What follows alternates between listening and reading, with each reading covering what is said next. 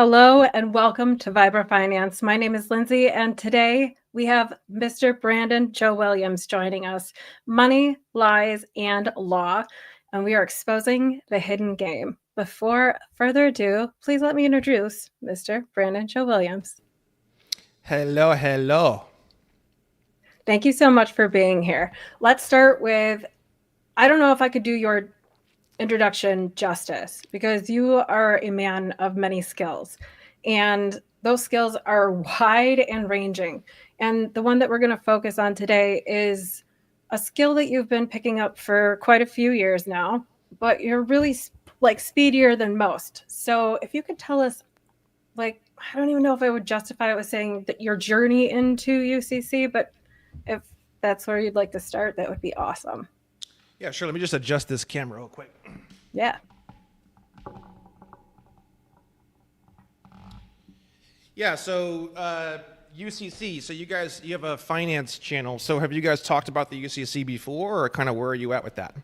Okay, so we are walking our audience into this brand new babies. That is why I wanted to start with the conversation of what is actually money, because fiat we understand in our crypto journeys here, but money, I'm not so sure if that's part of the common conversation. So I really like the presentation that you put together with the two gentlemen that you were on not so long ago. I put that show in our notes below for our audience so you can catch up. If you could start, or maybe something around there, maybe dance in around who you are and how'd you start on this like dumpster fire of a journey. Well, the Employment Development Department decided they wanted to trespass on one of my properties that I was doing work on. I had a landscaping company that I had taken over for free because it was just a piece of shit. And a buddy of mine, it was his father's, and he called me one day and he was like, "Hey, what could you do with like a client base?" And I was like, "What do you mean? What could you do with a client base? There's a million things you could do with a client base. You could send things to everybody. You could call everybody. You could do all sorts of crazy things." He goes, "Oh yeah, okay." And then I find out he's asking me all these questions about running a business or buying a business or whatever. And I finally said, "What do you?" I said, "You've been working for the city, the LADWP, for 26 years or something." I said, "Why are you asking me about business questions?" And he said, "Well, my dad is getting rid of his landscaping company that he's had since the 70s, and I want to take it over." And I said, and I had been thinking about getting into landscaping because Dan S. Pena, I don't know if you guys talk about him at all on here, No, but we don't, but we will.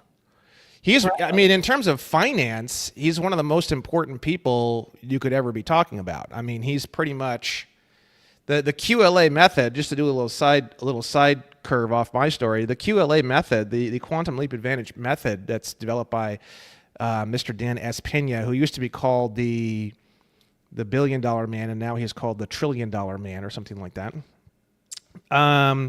He is an ultra high performance business coach, and part of the QLA method he teaches you is how to go into various banks. You get loans from one bank, and then you get a loan from another bank, and then you use the first loan from the first bank to pay off the second loan, and you're creating relationships with these various banks, and how to create relationship with bankers, and how do you dress when you go and see a banker. Extensive part of the QLA method, which is Mr. Pena's method, is involving drumming up finance, getting private finance, going public, doing IPOs. So it's a lot of really good information for anyone who might be interested in that.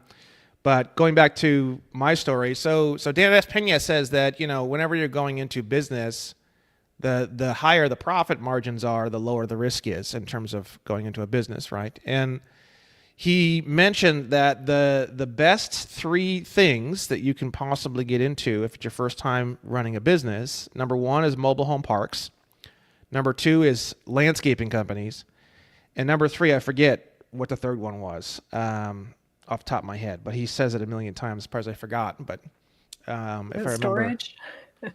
no, I forget what it was. It was number one is mobile home parks, number two is landscaping, and then number three is, I forget. But anyways, So, and the reason why is because mobile home parks are like 65% profit on a regular basis.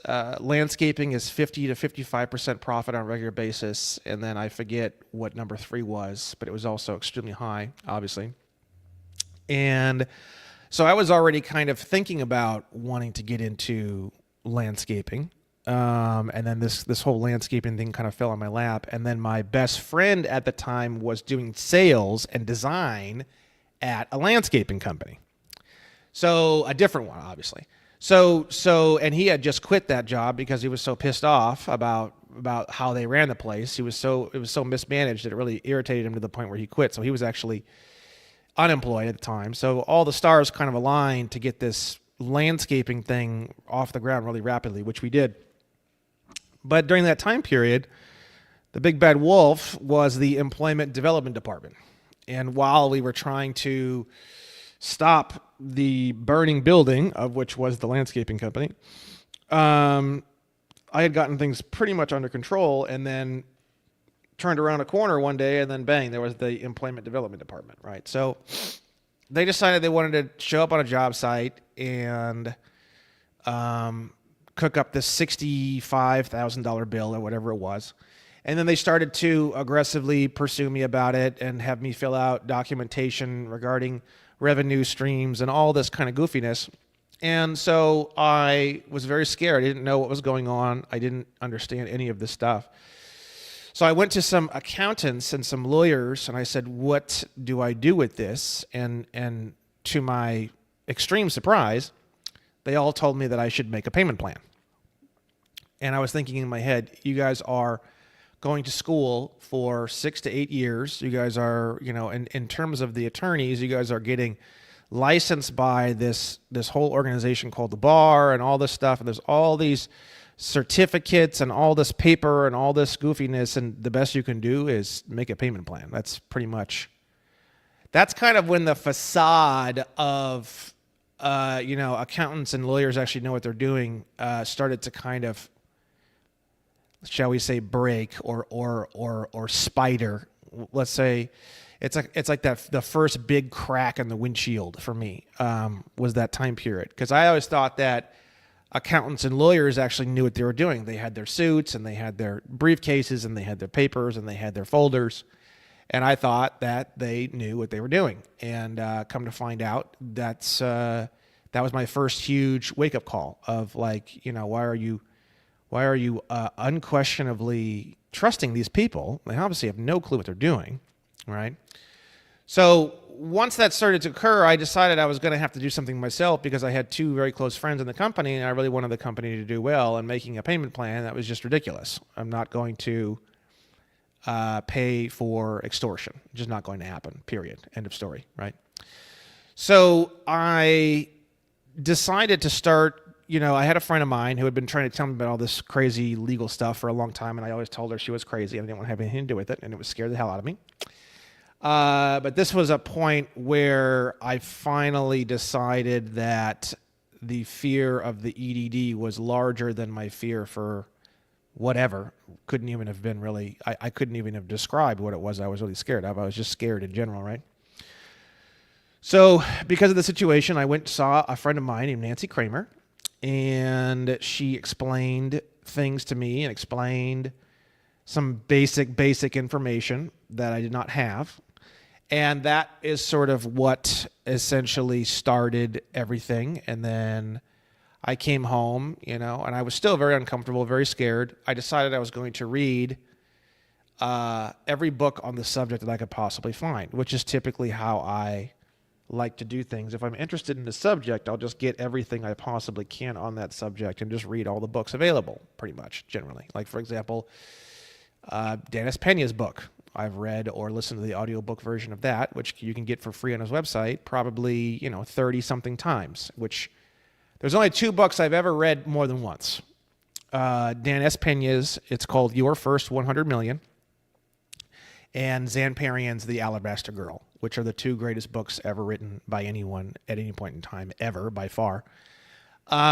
So at that time, I had gotten maybe 30, I'd say like maybe 15 or 20 books, and then I got another 10 or 12 or so shortly after that.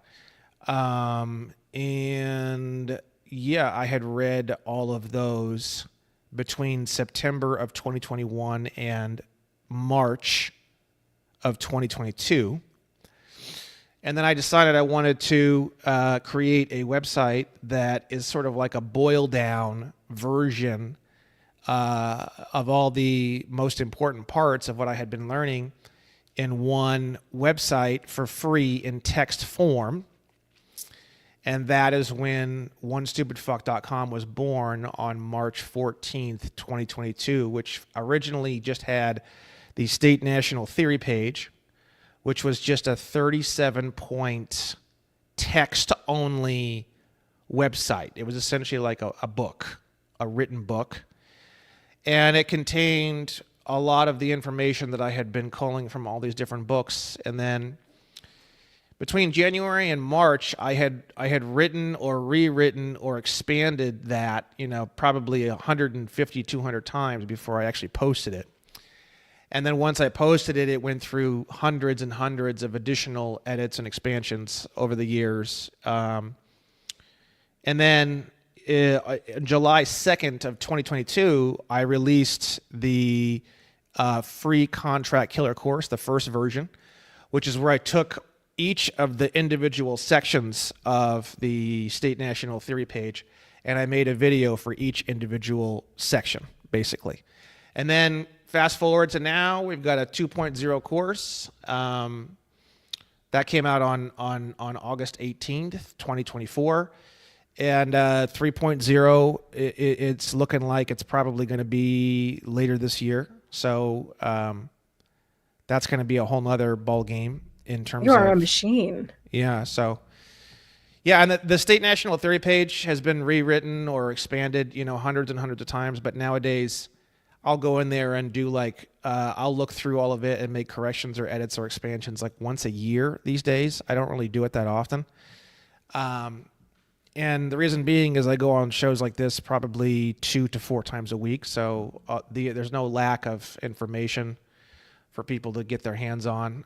In fact, the problem is not lack of information. The problem is probably too much information, really, which is just, that's not something that, the only way to really fix that is to organize it, which I do in the course. So if you're, by the time you finish the course, the size and amount of information that's available isn't really overwhelming anymore. You can kind of go where you want. You can kind of do what you want. It's pretty easy. You feel very free.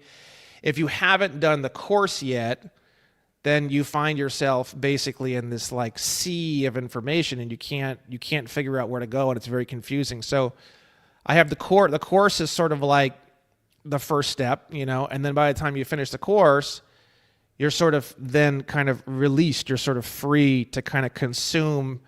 I have hundreds and hundreds and hundreds of shows. I have the State National Theory book. I have resources. You should start reading court cases. So it's. I feel like when you finish the course, it's sort of like the beginning of the journey, essentially. Like the journey hasn't even begun until you finish the course. And that's kind of like the way I've set things up. That's kind of how it's supposed to be, because it is very, very overwhelming and confusing at first. And, hopefully by the end of the 3.0, 2.0 made a big difference. 1.0, people would finish it and they were still pretty confused. 2.0, the amount of people who finish 2.0 and they're still confused is pretty low. And typically it's because of their own issues, their own internal warfare, their own lack of self-esteem, that kind of thing. That's typically why someone would come out the end of the 2.0 course and still be confused. That's why we don't spend much time on those people. In fact, they're usually ignored or blocked. Because the thing is that the 2.0 is so clear and it's so extensive that for you to come out the other end and still be confused or still need to have your dick held or your hand held, it's just ridiculous, honestly. And everybody who's here kind of feels the same way. All my audience kind of feels the same way. So it may seem very harsh because it is, and it should be, because this is as far as I'm concerned, this is an elite group. It might seem very goofy with all the cucumbers and goofiness, but I really truly believe this is an elite group, a very highly active, very intelligent, very knowledgeable, very caring group. And the bottom line is, if you don't understand the course, the answer is to just do the course again. And if you still don't understand the course, then the answer is just to do the course again. And then by that point, if you still can't figure it out, just like I said in the 1.0 course, that you should probably go down to the local farmer's market, get yourself the biggest, fattest cucumber you can possibly find, and jam that son of a bitch straight up your ass. Because that is what became the entire brand, is when I said that in the first course, the 1.0 course. And that's become basically the core aspect of our group ever since. So it's not that we don't care. It's just that we don't have time for endless stupidity. It's just there's no time for that. We don't have a country that's in the kind of condition to where we can lollygag and fuck around with people who are. I think that the bigger problem, more so than a low intelligence, I think is a low self-esteem. I think that's actually the primary issue. I don't think the primary issue is low intelligence. I I think that, agree. I would yeah. agree 100% because it's not when somebody was asking me about it, I said it's just not for the faint of heart. You really have to have a spine. And if I mean, if you can sit up straight right here, right now in this moment, take a deep breath, put your feet on the floor, touch grass, touch some wood, whatever you need to do, you have a spine, you have a soul, it's yours. You know, take it back, protect it. But I mean, not in an angry way, just, be aware that you are here and these things are available to you. It's free. And that's what I wanted to really highlight with you and for you, for the audience, for everybody who is listening, is that there are so many gurus out there. There are so many groups out there that will get you in a heap of trouble really quick if you're not careful who you associate yourself with. And Brandon has provided us with a place to a nation of amnesty, truly. And so for all of you who are aware of what any of that meant, thank you, Brandon, for all of us. And for those who are just interested in starting this journey, or perhaps this will tickle your pickle a little bit, so you shall say, welcome.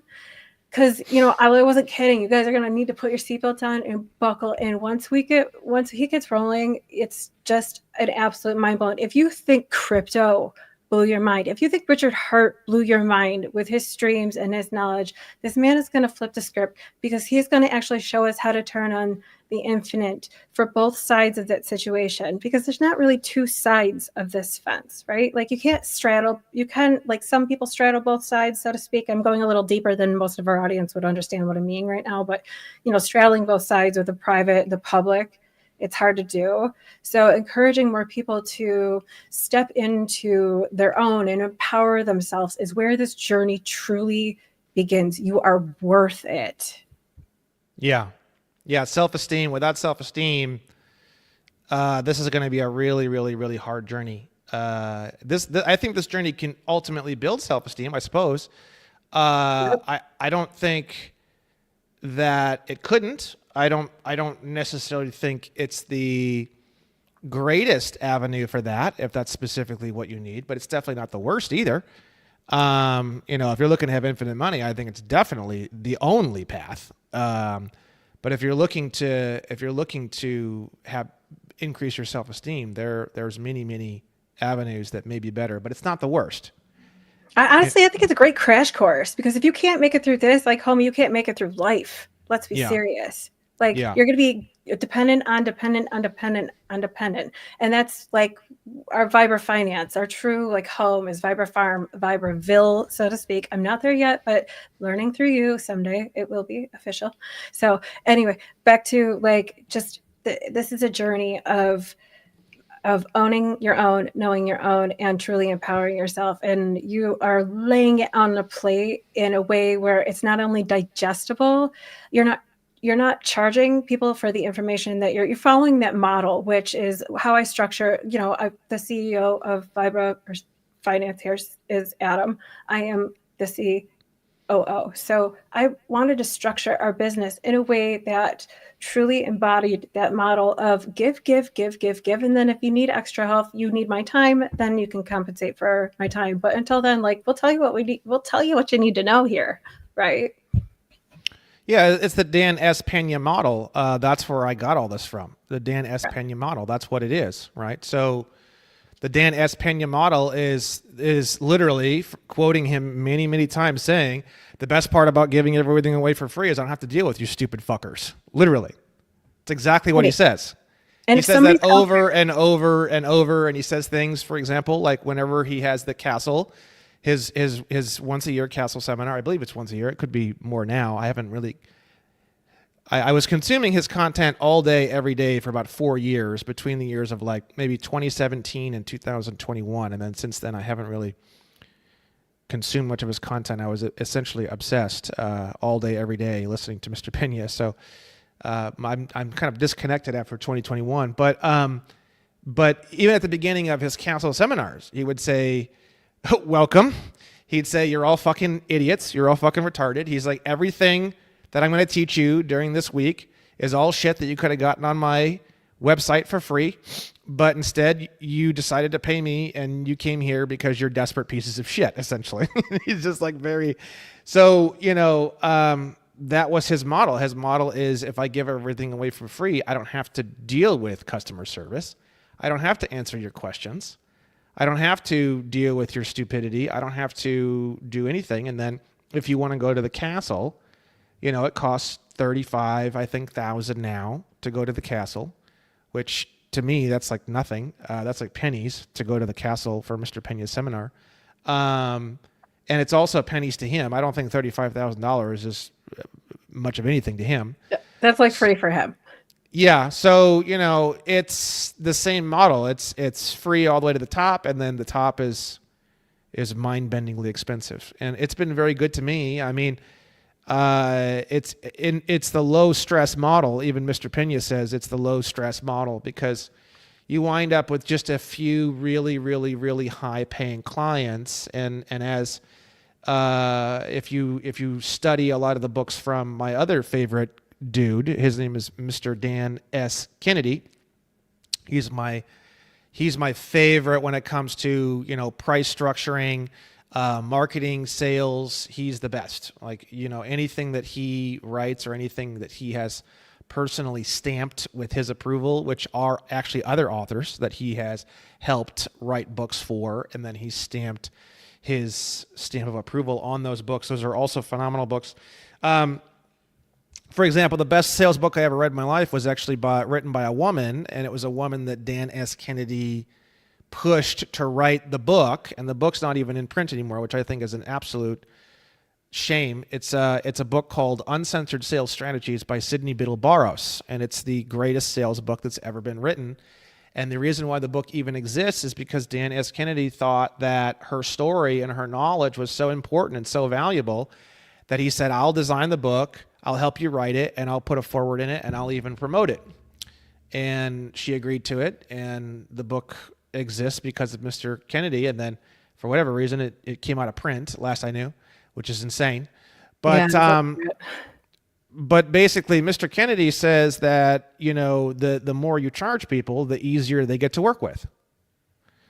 So if you only have 6 or 7 or 8 or 9 clients and they're all like your top ticket clients, then you wind up with essentially like a pretty much stress-free, there doesn't end up being any unnecessary stress or difficulties associated with whatever. And then when you have a free course, all of your paid advertising is to give away the free course. The free course model is something that I developed myself based off of everything that I was reading in Mr. Kennedy and Mr. Pena's materials. And then I took it a step farther and I created a free course, and then I have all of the paid ads are all just to give away the free course, which is sort of like my version of a lot of these ideas and thoughts. And it wound up being very effective. And I actually wrote a whole book on my system, which is called Don't Be a Slave to Your Clients, Break Your Chains and Regain Your Sanity. And you can see that on onestupidfuck.com. It's available on Amazon. If you go to onestupidfuck.com, upper left, it says Don't Be a Slave book. All the way up. Don't Be a Slave book. Yeah. There we go. That's the book right there. So okay. And then I also have another book called Love is a Battery. It's all about love. And it came out of all of the marketing research that I was doing. But this was actually my first book I ever wrote. right here on the screen. The don't be a slave to your clients, break your chains, and regain your sanity. This is amazing. This will be excellent supportive material for the journey that we're all on here too. Yeah. This is very cool. All right, you are like that's why I was like, I can't introduce you. You're just such a you're like a wealth of knowledge, and it just like a broad spectrum too. But really, um, you align a lot with what our audience is gathered around, which is self, taking care of self and um, being strong and standing up for yourself. And this is a great way to teach yourself how to do it. Read it. Like, stop reading Twitter. Get over here, read these books. These are way better. Okay, so we were talking about Mr. Pena and his money system and structuring businesses around it, which is amazing. But can we get into what actually is money in the first place? What really is money? Can we get into that? Sure, yeah, I'll do a screen share. If you want to close down your screen share, I'll start mine, and then we can kind of get into it. Because crypto really wouldn't be money, and it also really wouldn't be negotiable instruments either, to my knowledge. I don't know a whole lot about crypto, to be honest with you. I'd never really cared much to look at it. So I'm so excited you're here. Let me turn off HDR, otherwise it's going to be overexposed. Give me 1 second here.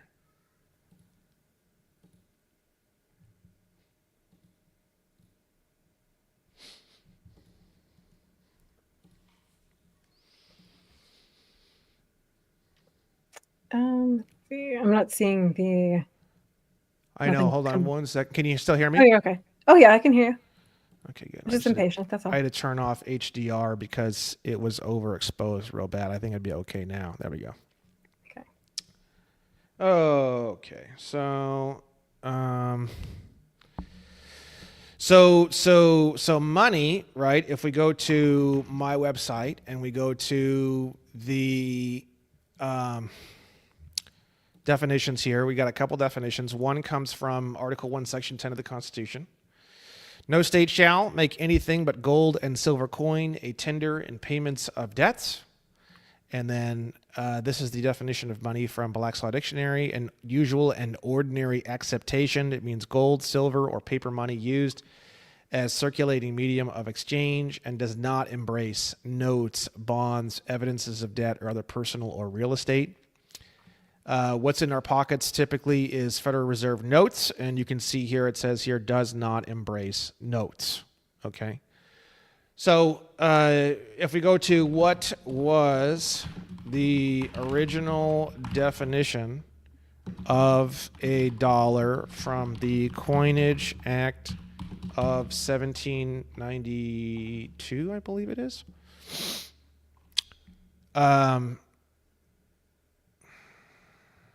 This is the original definition that is actually still the definition to this day. The definition is 371.25 grains of fine silver. Fine silver is 0.999 or above.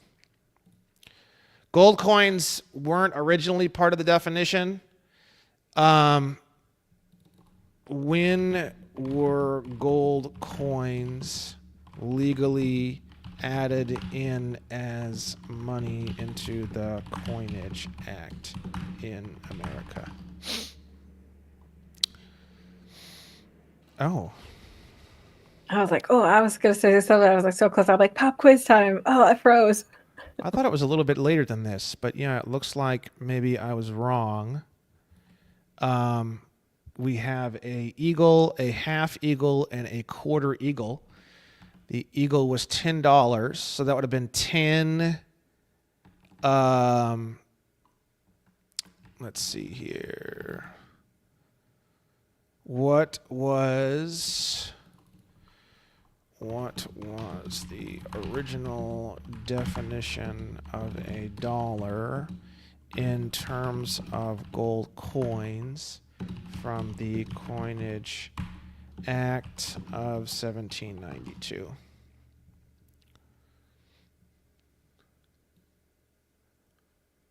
Not gold.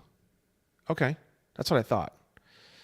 So the original definition for a dollar or money didn't include gold. I don't think that was added legally until like 1820 or 1824.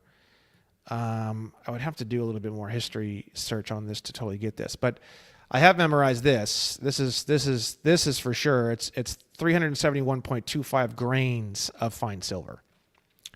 That I can tell you for sure, right? So really, the most basic definition of the term money that we've ever had, because we came off the gold standard and went back on it a few times. So gold has been on and off, but silver has never really been on and off. We've always had this. So this has been the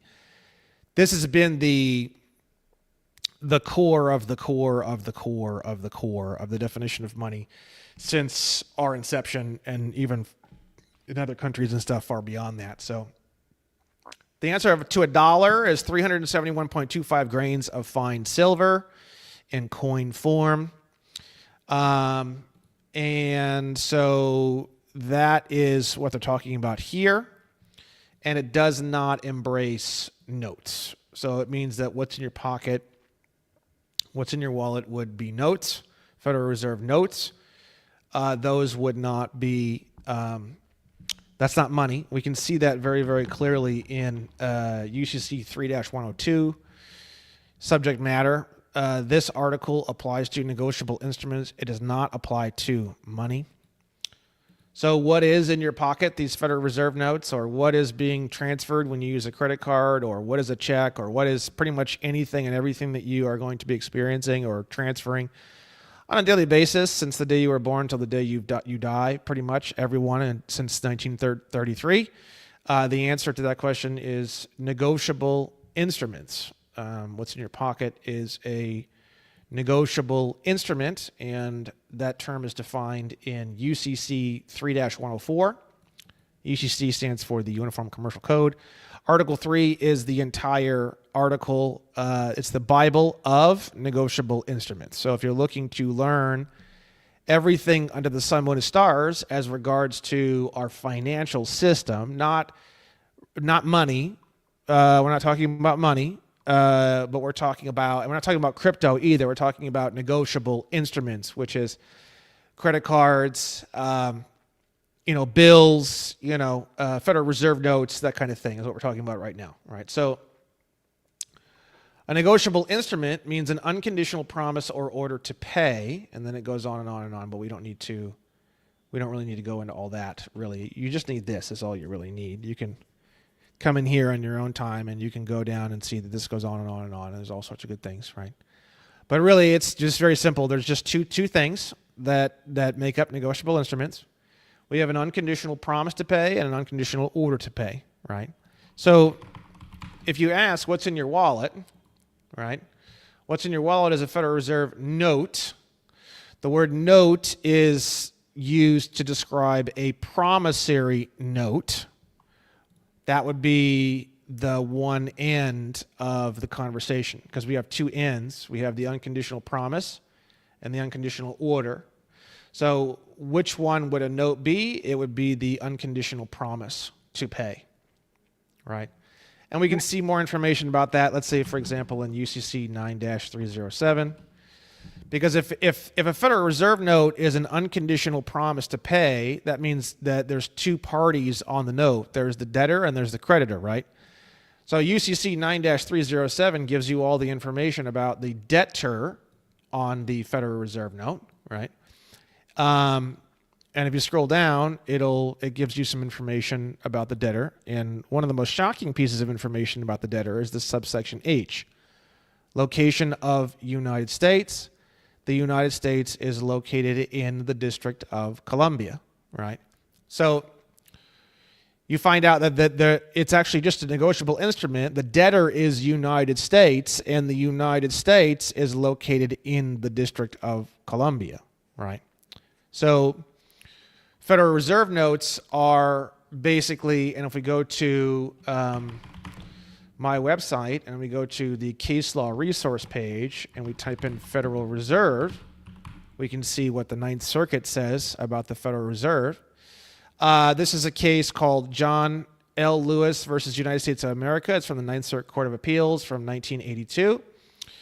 The Honorable Justice in that case says, examining the organization and function of the Federal Reserve banks and applying the relevant factors, we conclude that the reserve banks are not federal instrumentalities for purposes of the Federal Tort Claims Act, but are independent, privately owned, and locally controlled corporations. So we already know we have, on a Federal Reserve note, we have two parties.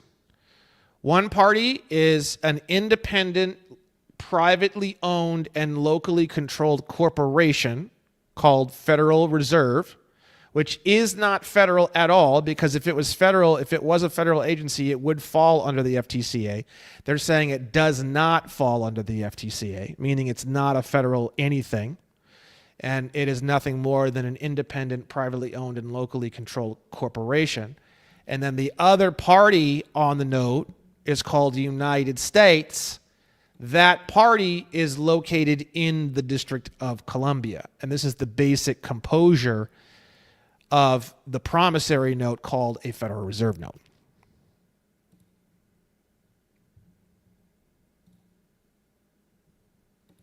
This is the best journey ever. Really, it is, guys. I know it's a lot.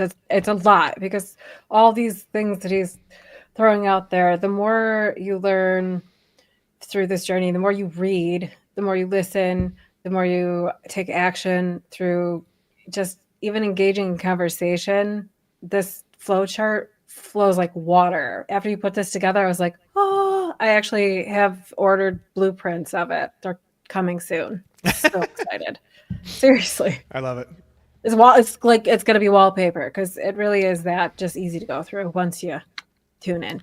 If I didn't write this thing, I would print it out and put it on the wall. Yeah. The only reason why I don't is because I wrote it. I mean, I know this thing like the back of my hand because I wrote the damn thing, right? So, but I know a lot of people who get huge printouts of it and they stick it on the wall. It's very smart. That's what I would be doing. And I'd be looking at it every single day because you want to memorize everything on here. I don't think it's that much, especially in comparison to how hard it was for me to put this together and how much I had to go through in order to put this together. This is like nothing. This is like a little Valentine's chocolate out of a little box with like a little cherry center or something. This is just nothing compared to what I had to go through to put this thing together. So this is a cake with somebody inside it, jumping out going, happy birthday. Yeah. You're welcome. Because that's how much work that took to get this done. This is years, guys. This is hours. This is like thinking about this while you're in the bathroom, while you're doing your other business, while you're doing your business. Like this is all of this condensed into a easy to follow flow chart if you do the legwork behind it. Thank you. Yeah, and I have a 6-part series. It's in my free Contract Killer course, but it's also just available by itself on YouTube. And we go through, if you go to the Uniform Commercial Code and we go back to Article 3, we can see here that Article 3 has 6 sections. Part 1, general provisions and definitions. Part 2, negotiation, transfer, and endorsement. Part 3, enforcement of instruments. Part 4, liability of parties. Part 5, dishonor. Part 6, discharge and payment. We go through all these 6 parts in 6 different videos called A Journey into UCC 3. And then after the course was done, after we had already done all that, and after we finished the course together, which has a bunch of other stuff too in it, after that I created post-course video number 1, and that's the video that goes into this flowchart. I didn't have this flowchart done when I did that 6-part series. This flowchart was done after the 2.0 course had already been released. I think it wasn't until September or November or something when I had this, or it was around October. I remember being so excited. No, I'm just kidding. It was, yeah. So yeah, by about October or so, which is a couple months after this 2.0 course had been released, I released this flowchart. It's gone through a few adjustments, but overall, it's pretty similar to how it was originally, which is pretty rare with a lot of my stuff. Typically, things go through a lot of changes, but this is just so clear. Once you really understand UCC Article 3, it just becomes so clear that there's really not a whole lot to mistake with this. So we just have this flow chart here, and we'll go through the flow chart. So we have these two categories, right? We have the unconditional promise to pay, and then we have the unconditional order to pay, right? And these are the two types of negotiable instrument, okay? So unconditional promise to pay is called a note or promissory note. An unconditional order to pay is called a draft or bill of exchange. And then if it has routing and account numbers on it and it's governed under UCC Article 3 and UCC Article 4, at that point it would also be a check, but a check has to be a draft first. Literally no one I've ever talked to in my life, including 30-year banking professionals, knows the difference between a draft and a check. It's hilarious. So a draft is the first level. A draft is governed under UCC Article 3. And then if you add routing and account numbers to the draft, it turns into a check, but it's still a draft. If you tear the routing and account numbers off the check, it's still a draft. That's what people don't understand. You actually aren't really destroying a check by tearing the routing and account numbers off. You're simply destroying the second tier of what it is, which is a check, and you're leaving behind the fact that it's still a draft. And nobody knows this. Judges don't know this. Literally no one knows this. But drafts are under UCC 3. Checks are under UCC 4. But since a check is a draft, then technically a check is under UCC 3 and 4. Okay? So that's an unconditional order to pay or draft or bill of exchange. And then if you go one step farther, it becomes a check. But we're not even at the point of check with this. That's not needed because we're only talking about UCC Article 3 here, really. So a check would be governed under UCC Article 4. So we're not really even at that point in this conversation, nor do we even need to be. It's not even really necessary to talk about checks. All we need to talk about is drafts, bills of exchange, which are all the same thing, which are called unconditional orders to pay. Okay? Okay. So what are examples of an unconditional promise to pay? When you sign a traffic ticket. It is a note if you signed it and more of a draft if you didn't. Are you promising to perform or being ordered to perform? That's the difference. If they tear it off and throw it in the window and walk away, it would be an unconditional order to pay. If they say, sign here, sir, it would be an unconditional promise to pay. If they say, sign here, sir, and you don't sign it, and they still tear it off and throw it in your window, it would be an unconditional order to pay. So what people don't realize is pretty much everything in the world falls into one of these two categories. And both of these categories are cash. And that's what people don't get. That's the fun part, right? So the officer, whether you signed it or not, the officer's throwing cash through your window. That's what he's doing. Parking tickets are cash. Traffic tickets are cash. Tax bills are cash. Utility bills are cash. Credit card bills are cash. A credit card transaction is cash. A court order or a judgment is cash. A check, which we're not going to get into because it's a little more complicated, is both a draft and a check. It's still cash. A debit card transaction is cash. Medical bills are cash. Federal Reserve notes are cash. Loan promissory notes are cash. Pretty much every currency that has a central bank, their currency is cash. Insurance policies are legally cash. The original policy documents, when you promise to pay X amount over X and you kind of open up the original policy, that original documentation, that's cash. Everything is cash. And that's what nobody seems to understand. Okay. So it's not really that important to figure out if something is a note or a draft. It's slightly important.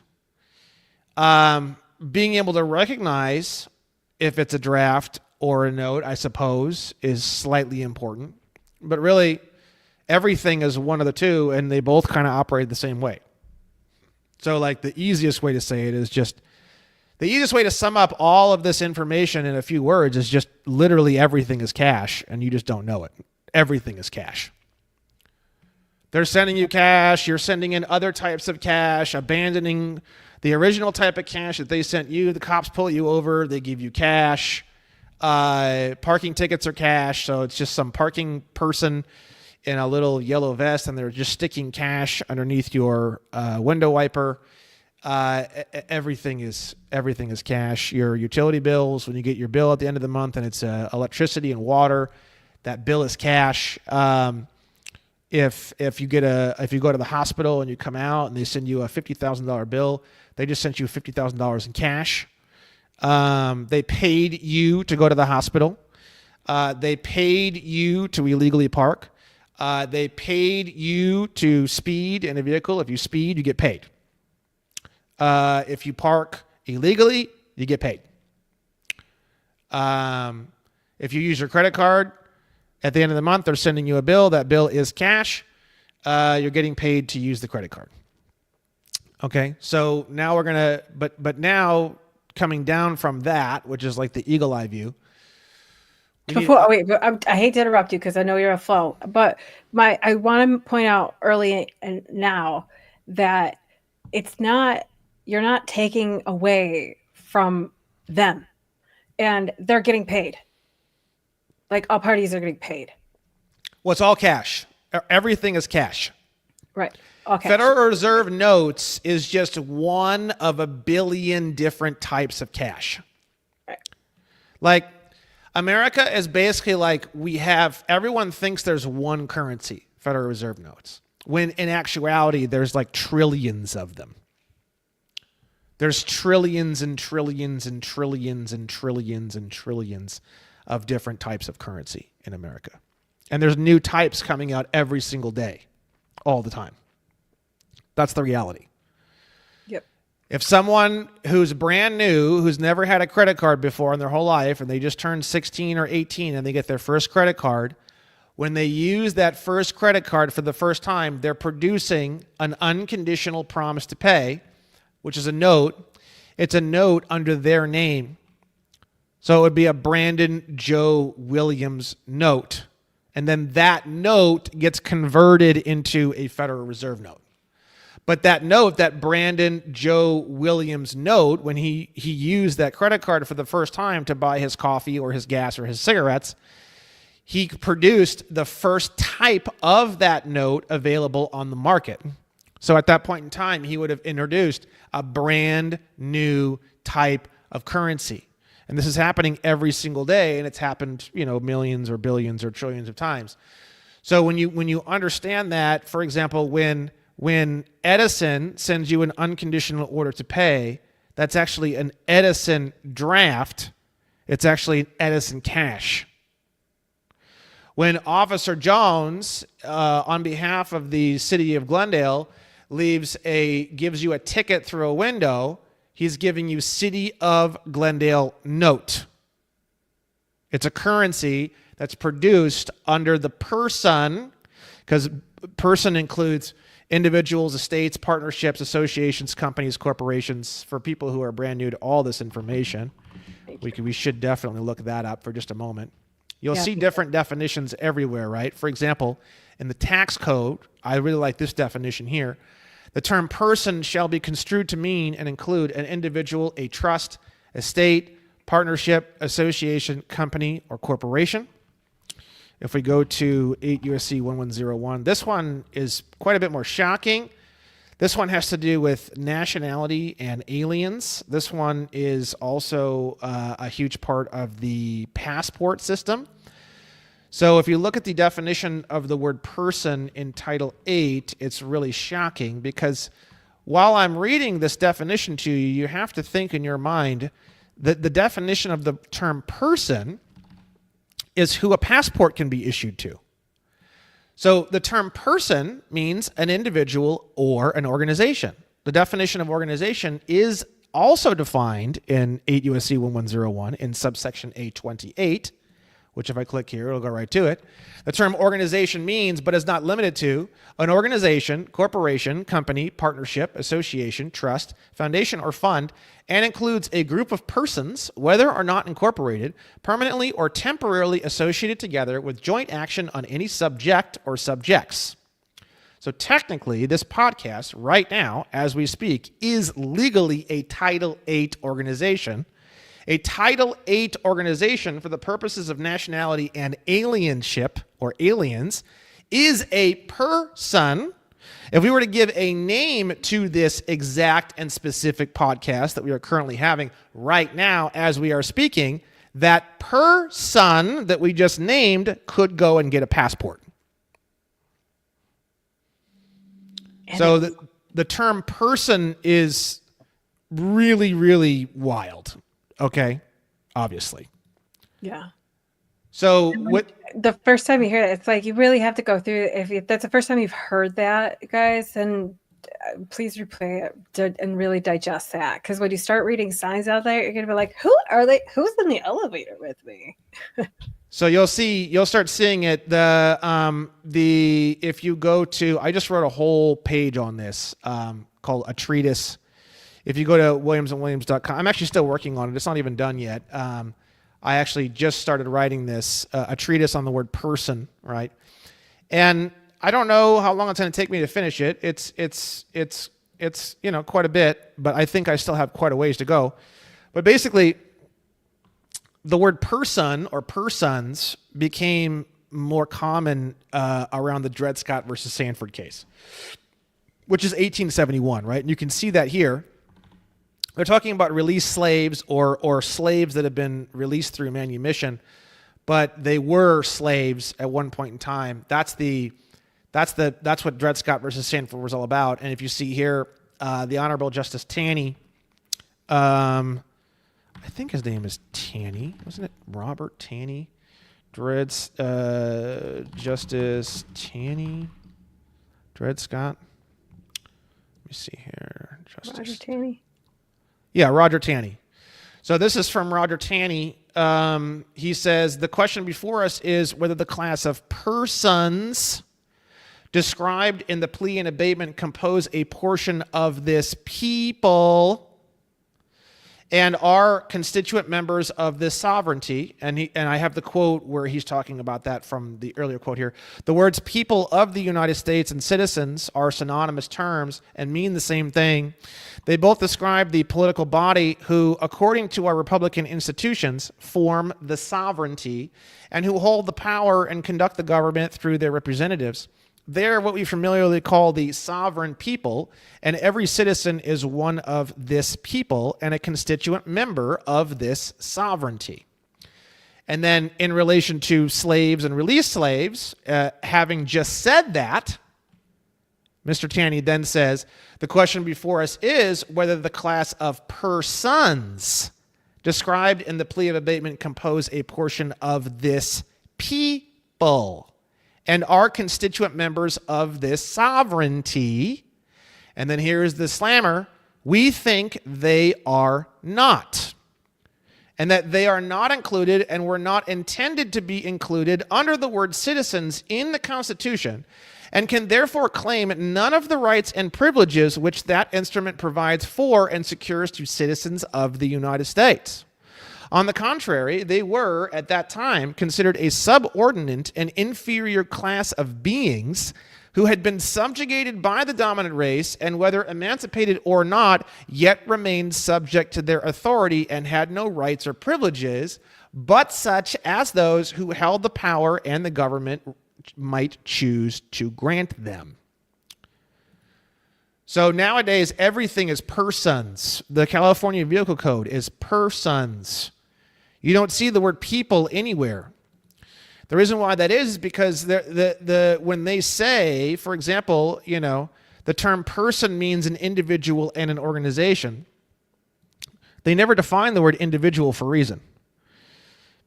If they did, all the scam would unravel.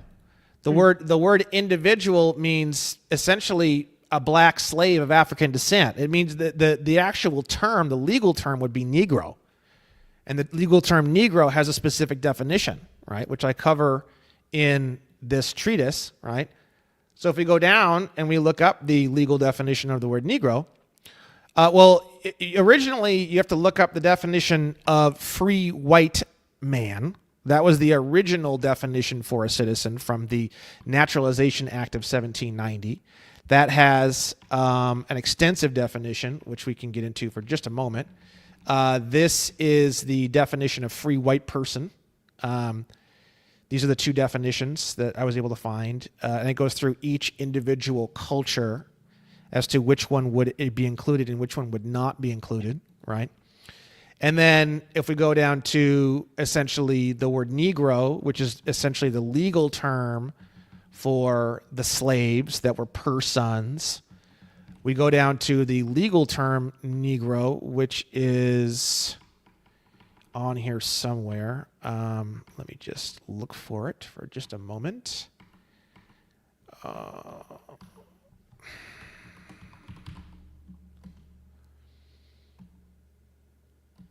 Let's see. Hardware says in the law dictionary, human is defined as a monster, as in a sample. Yeah, Negroes were pretty much, they were considered more property, I think, than monsters. They were considered property, right? Like, for example, well, thank God, that'd be terrible.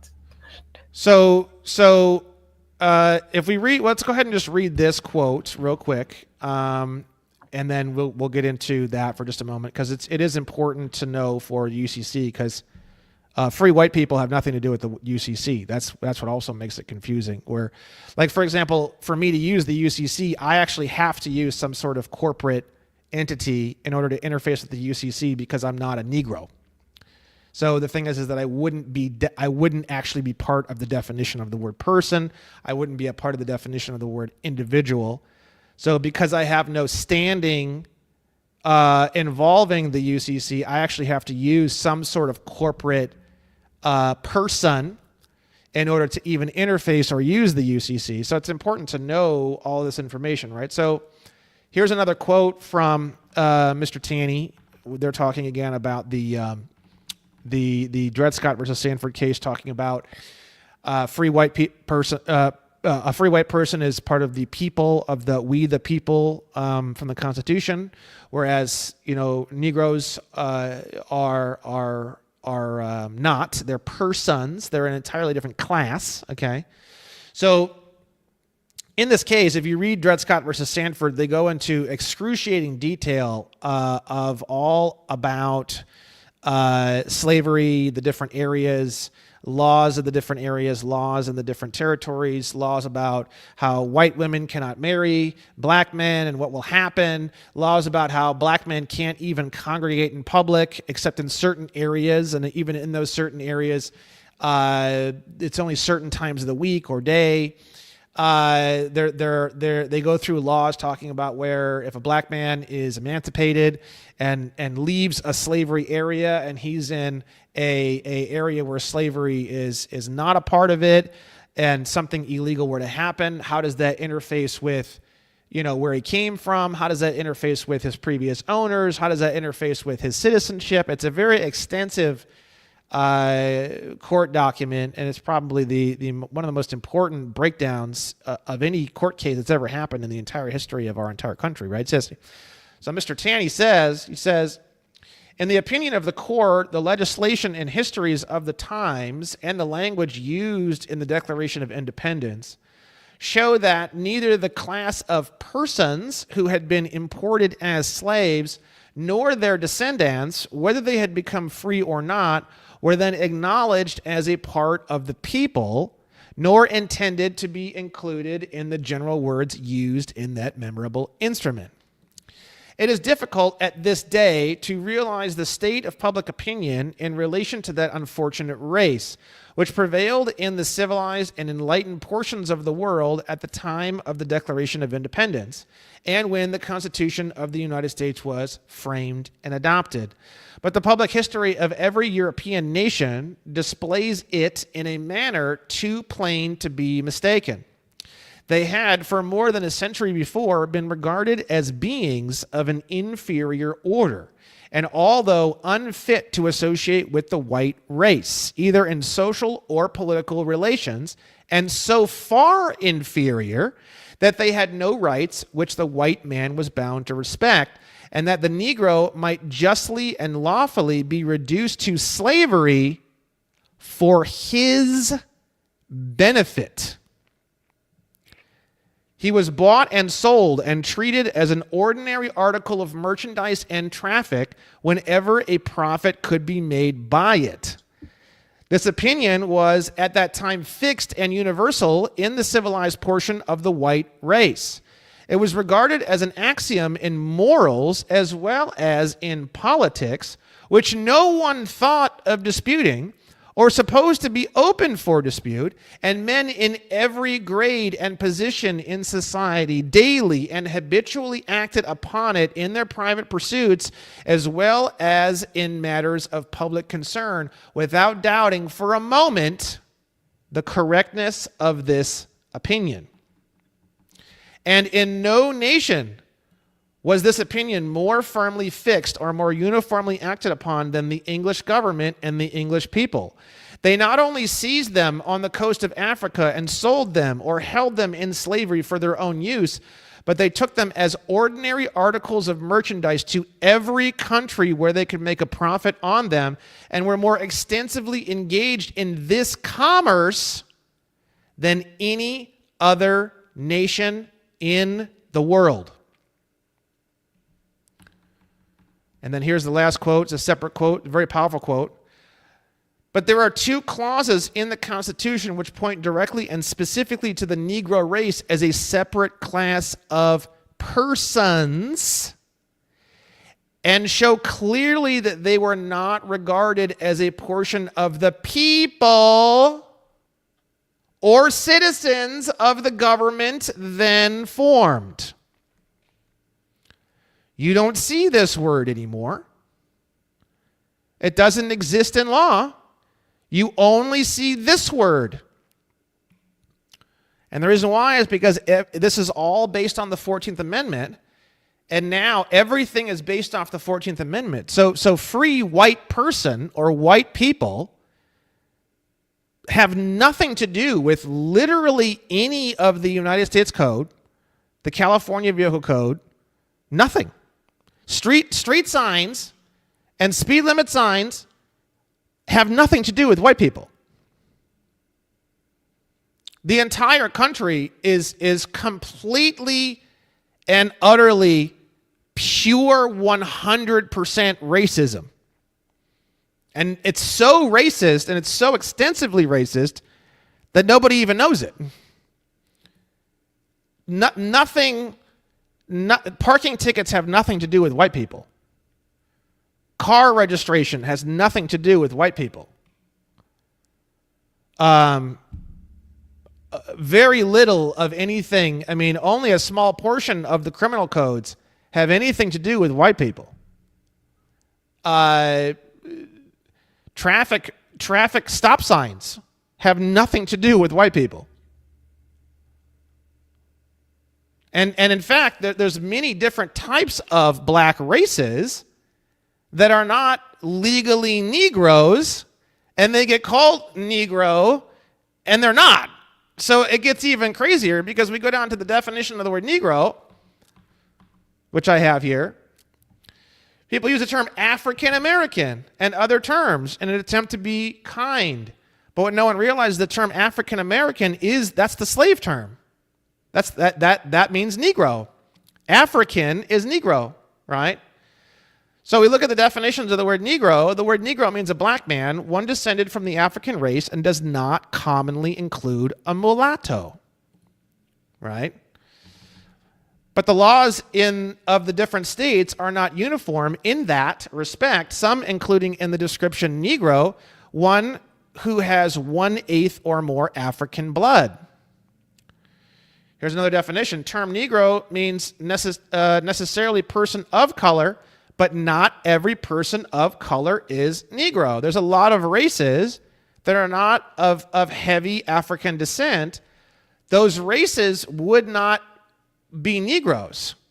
Would they be a free white person? that's a whole nother conversation. But the thing is that just because someone's dark or black does not mean they're a Negro. Negro is persons.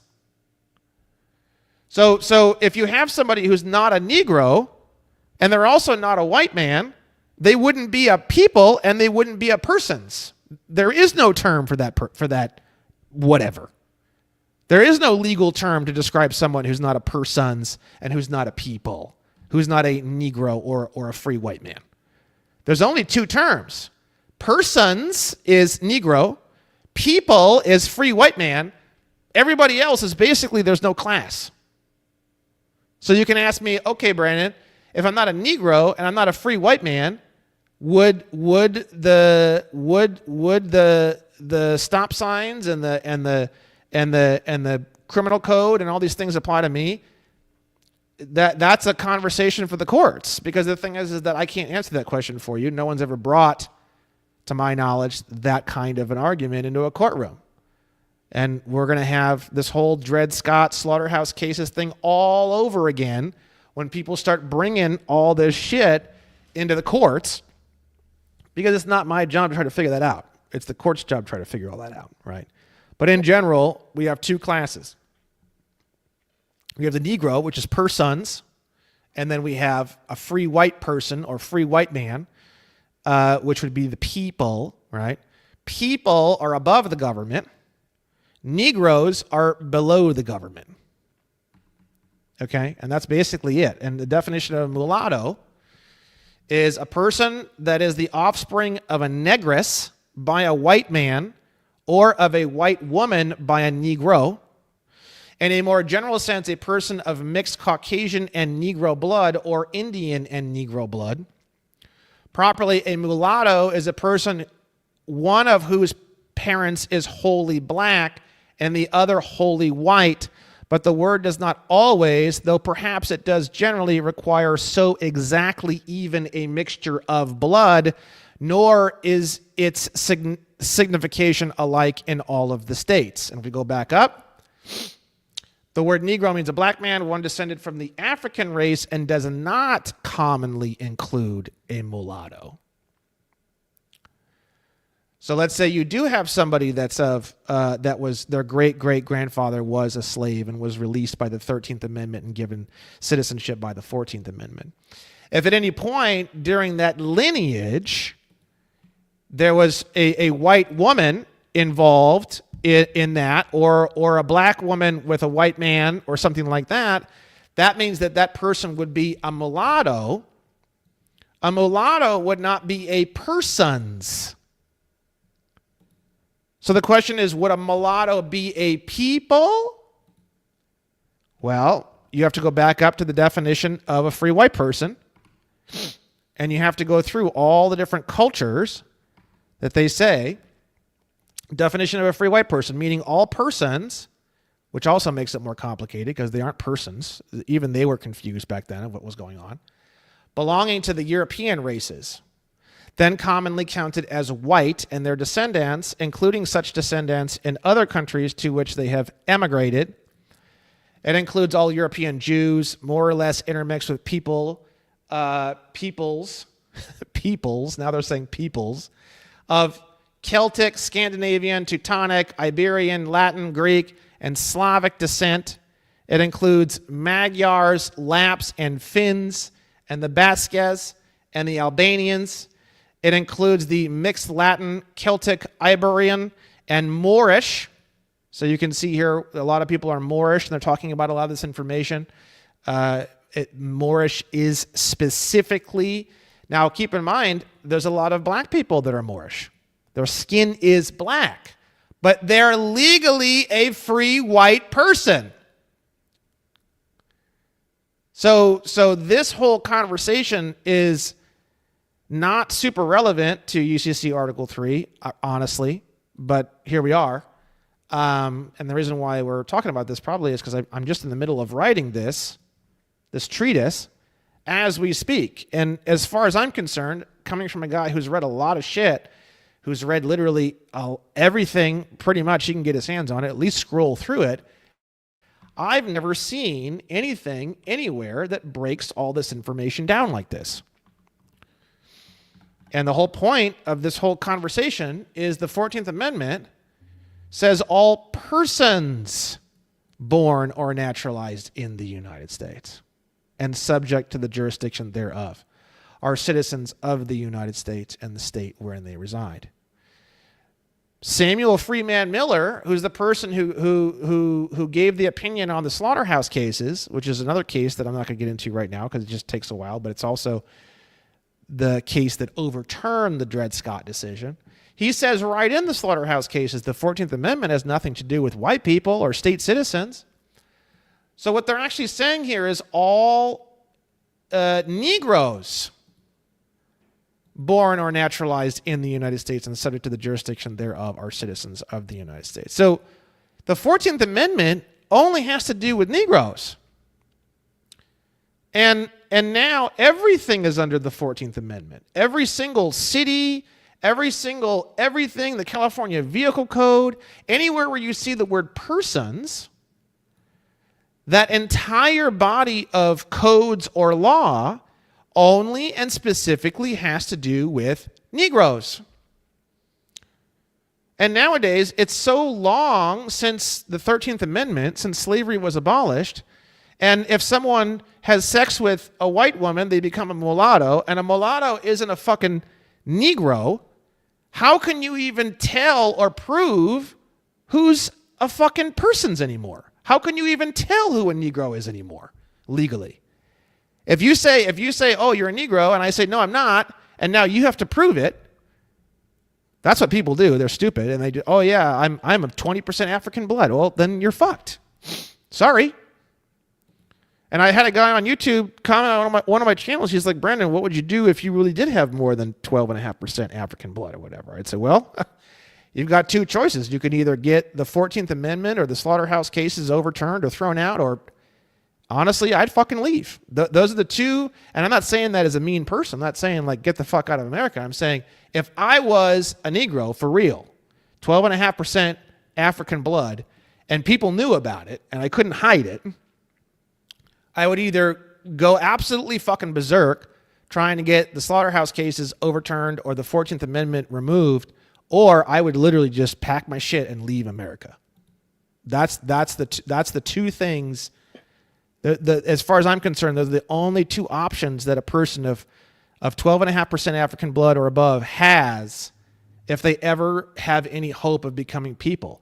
There are a lot of men and women that are not persons, but they're also not people.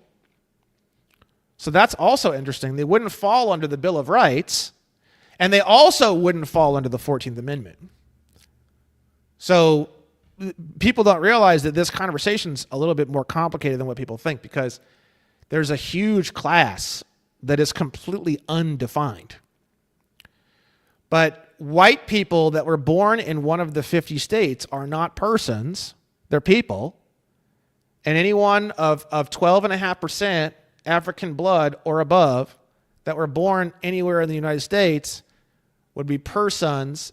But if I was them, I would just make sure nobody finds out about that 12.5% African blood. If nobody finds out, then there ain't no proof.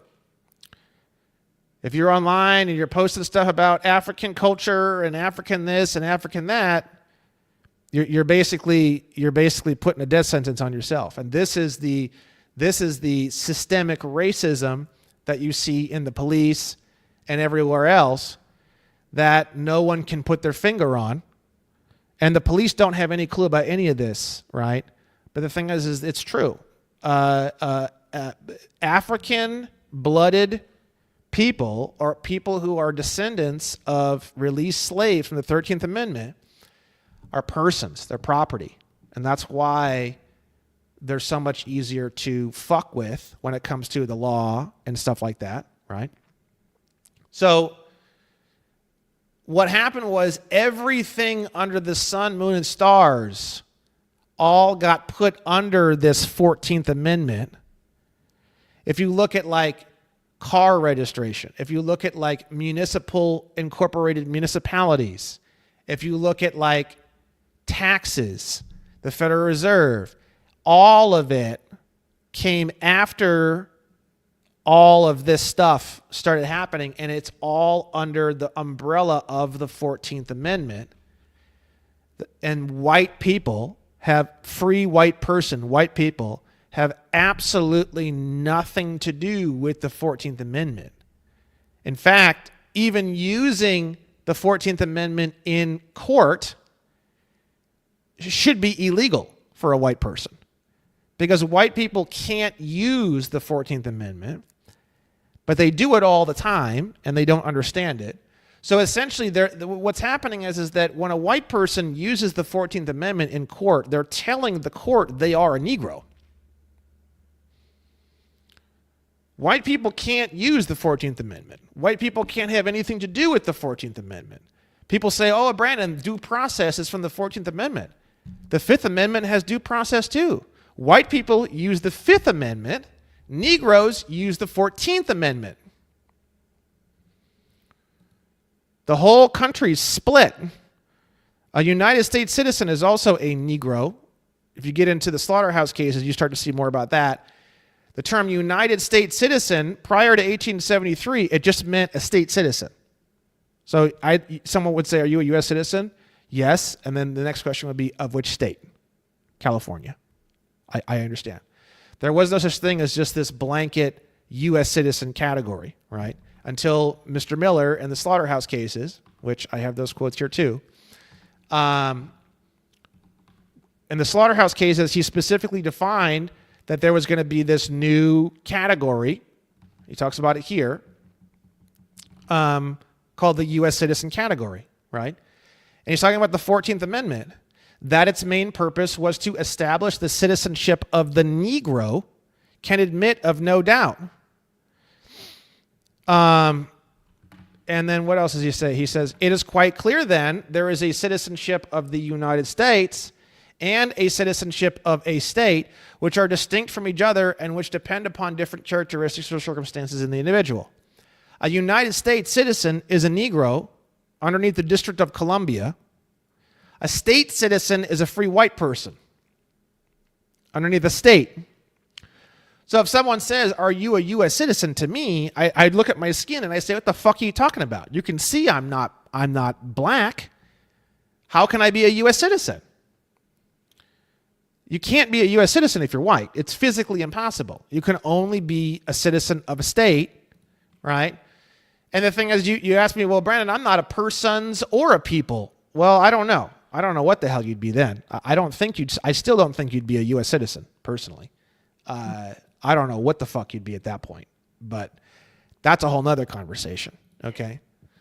So the whole point of this whole conversation is that the 14th Amendment, everything's under the 14th Amendment now. And that includes, as far as I'm concerned, it includes the Uniform Commercial Code. So if you're using the Uniform Commercial Code, as far as I know, you can't really use the uniform. You can't even have a credit card as a white man.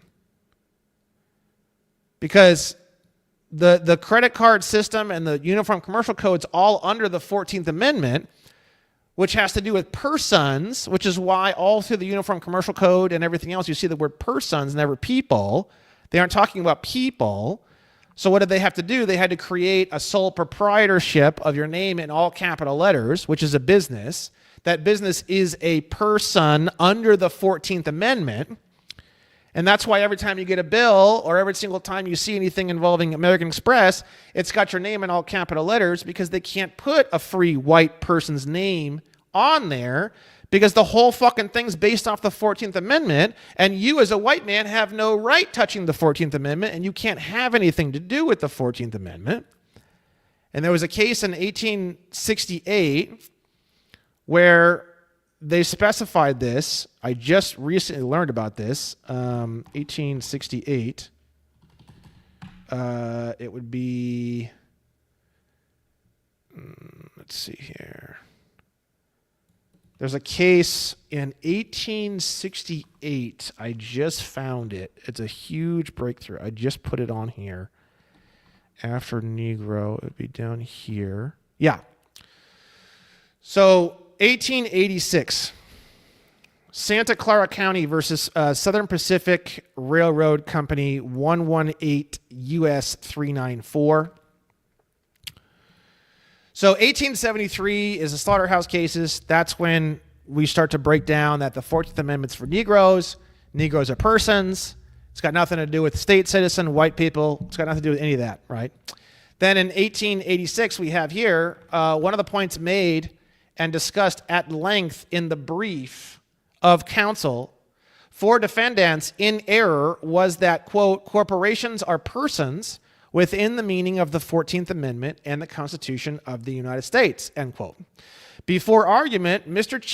Chief Justice Waite said, quote, the court does not wish to hear argument on the question whether the provision in the 14th Amendment to the Constitution which forbids a state to deny to any person within its jurisdiction the equal protection of the laws applies to these corporations.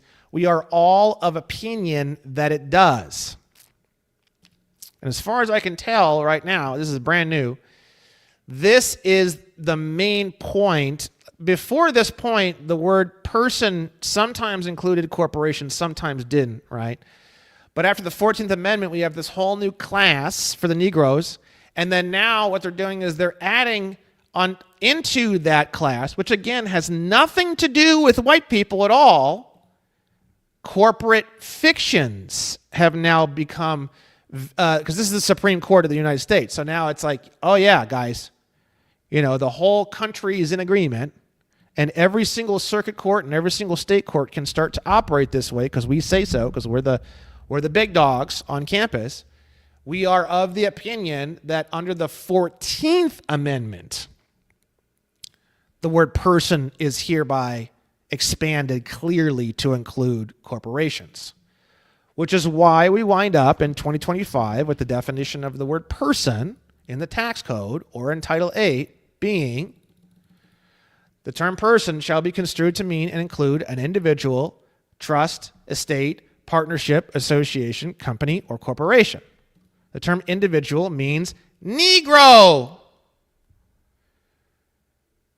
The tax code, the IRS, income tax, sales tax, state tax, all this shit has absolutely nothing to do with white people. It never did.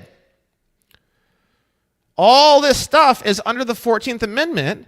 If you read the slaughterhouse cases, Mr. Miller is very clear. The 14th Amendment has nothing to do with state citizens. State citizens were defined as a free white person. As a white man, none of this has anything to do with me at all, and it goes even farther. If you have a passport, it's a Negro passport or an organization passport. If you have a driver's license, it's a Negro driver's license, or it's some sort of organization or company or corporation or estate or partnership. A driver's license cannot have a white person on it. Juries are only composed of U.S. citizens. Are juries only composed of U.S. citizens? Yes. So who's the only person that can serve on a jury? A Negro. Corporations, trusts, estates, partnerships, they can't look, they can't talk, they can't evaluate information. They aren't alive, so how can they serve on juries? Technically, they would be included in the definition of a U.S. citizen, but that doesn't function with a jury. A jury has to be of actually, actual men or women that can actually compute information and talk and write. So this term would technically, on paper, include legal fictions. But because legal fictions can't do any of those things, the definition of this word used in this context is Negro. Juries are composed of Negroes. And that's it. No one else can serve on a jury except a Negro. And as far as I know, in government, do you have to be a U.S. citizen to serve in government?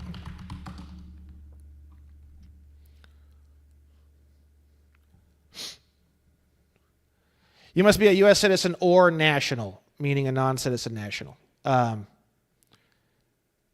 So that, without getting into all that, because that's going to go way farther away from money and finance, but you have to be a Negro or a non-citizen national to work for the federal government. But there are some exceptions. In general, it pretty much should be illegal in terms of the specifics of the law and the terminology for white people to work for the government. It really is ultimately pretty much shouldn't be legal according to the way that we are currently structured. Obviously, the problem is nobody knows any of this information. Everything I'm showing you on this show, the problem is just nobody knows any of this. They think that the 14th Amendment, when it says all persons born or naturalized in the United States, because they never read what Mr. Miller says in the slaughterhouse cases, they think that word persons means anyone. He's very clear it does not have anything to do with anything outside of the legal classification of a Negro. So, that misunderstanding of the word persons, meaning Negro, is what has caused every single problem in our entire country since 1873. The CIA is because of that misunderstanding. The FBI is because of the misunderstanding. The huge fucked up government is because of that misunderstanding. Gold and silver coins disappearing in 1933. That's all because of this whole misunderstanding of the word persons in the first line of the 14th Amendment. Everything you hate, traffic police, only exists because of the misunderstanding, because police don't exist police only exist under the 14th Amendment. And they only exist to police 14th Amendment U.S. citizens, meaning Negroes. Police exist specifically to fuck with Negroes. I'm literally not even kidding. Legally, the police exist to fuck with Negroes. They literally legally exist for that purpose. Now, the sheriff's office, that's a completely different conversation. The sheriff's office is for free white persons.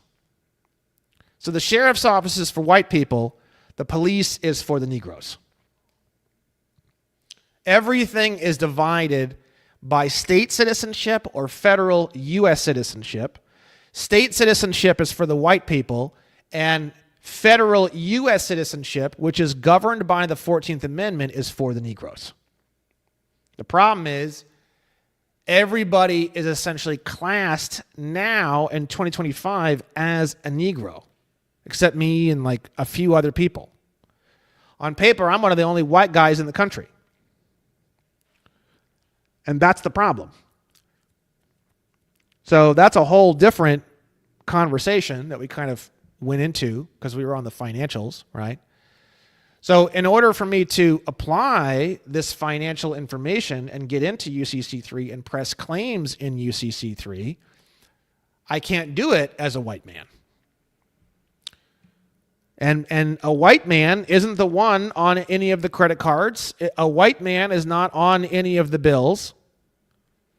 It's a sole proprietorship, which is a special kind of organization or company under the 14th Amendment.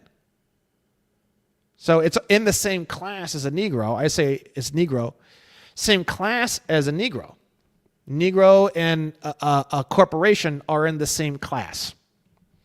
And they're given privileges and immunities that are delineated under the 14th Amendment.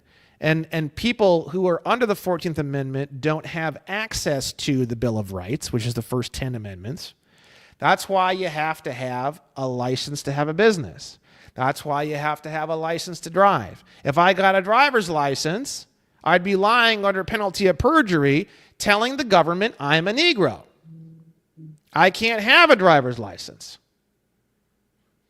You're not for hire. Well, I'm not a Negro. It's even farther than that. I can't have a driver's license for multiple reasons, but not being a Negro is one of the primary ones. And that doesn't mean black person. It means a black person of a particular blood lineage. And like we saw in one of the definitions, it says in some areas, it has been defined as someone with 12.5% African blood. So for all the people out there who did your stupid fucking blood lineage, whatever the fuck it was, where you spit in the thing and you send it into your whatever, one of those companies right now is going through a bankruptcy. I just saw a fucking press release that says that the bankruptcy judge just approved the fact that they can sell everyone's DNA information in order to salvage the bankruptcy. So if you do have 12.5% or more African blood now, and you've done those stupid ass fucking spit in a whatever and send it in and get your stupid family, whatever the fuck it is, you better call them and tell them to delete all your information fast before they sell it, because by the time they sell it, you are fucked. You are a Negro. If I was a Negro, nobody'd be fucking finding out, bro. Nobody'd be finding out. That'd be the biggest secret in the world. I'd be telling everybody I'm a white person. Not a fucking soul would find out about my blood lineage of being an African. Or I would leave the country, or I would go absolutely ballistic to get the shit that I'm talking about fixed, which is what I'm doing. I invite as many people who would like to help me fix this. It needs to get fixed. So, it needs to get fixed. It needs to get fixed. I invite people to come and fix it. If you want to fix it, help me fix it. If you don't want to fix it, I strongly, seriously recommend, if you are of 12.5% African blood, I would probably move out of the country. Not kidding.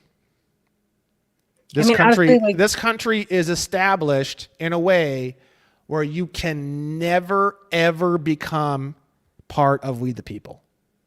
It is a physical and legal impossibility for you to become part of We the People if you are 12.5% or above African blood. And in the definition, it says in some areas it's defined as 12.5. So you could fight that. You could go into court. You could do a research project and cull together all the different locations where they had that specific definition, and then just don't be located in those territories, be someplace else when you bring these kinds of claims. But it's going to be a very long uphill battle. The cool thing about bringing that battle is if someone brings that battle and it goes all the way to the Supreme Court and they do win, that's how real change can occur, and that's how the slaughterhouse cases can be overturned, right? So we do need someone to actually bring those claims and push those claims all the way to the top and get that completed. One of our Supreme Court justices, who I actually wrote to recently, his name is Clarence Thomas. And if you look online, he's talked about this. Quotes regarding the slaughterhouse cases. And he's a black man, and his grandfather was released by the 13th Amendment. He actually talks about it in a speech for the Library of Congress. Slaughtering the 14th Amendment. Here it is. So the slaughterhouse cases is what started all this mess to begin with, right? And if you go online, you can find quotes supposedly said by the Justice Clarence Thomas as regards to how the slaughterhouse cases is bullshit and needs to get thrown out, right? And when I saw this, I wrote to Mr. Thomas, and I believe he signed for the parcel, I don't know, maybe a couple weeks ago or a week ago. So we'll see if he responds. But this whole article is about a lot of this information and stuff. I just don't think people should be reading articles, because the slaughterhouse cases is literally the most misunderstood thing on the planet. I mean, to read someone else's interpretation of it is just to court self-violence. What people really should be doing is just going to Google Scholar and clicking on the case law bubble and typing in slaughterhouse cases. There it is, 1872, 1873, and then just reading this very, very carefully. It's not the shortest thing in the world. It's not the longest thing in the world, and it's not really all that hard to read. It's not in some horrible legalese all the way through. It might be a few legal terms you'll need to look up in a dictionary or whatnot, but it's actually pretty easy to read, most of it. And you'll see he talks about it over and over and over that none of this has anything to do with state citizens, meaning white people. And somehow that just got totally lost in translation, and now everyone thinks that the 14th Amendment, all persons born or naturalized in the United States, includes white people, and it absolutely, positively has absolutely nothing to do with white people. So the idea that I was born as a U.S. citizen is so false. It's literally fraud. It's a felony. I was not born as a U.S. citizen, because a U.S. citizen would be a Negro. I'm not part of persons born or naturalized in the United States. It has nothing to do with me. 14th Amendment has nothing to do with me. U.S. citizenship has nothing to do with me. Tax code has nothing to do with me. The IRS has nothing to do with me. Again, that's why they created a sole proprietorship, which is a business under the 14th Amendment on the same class as Negro.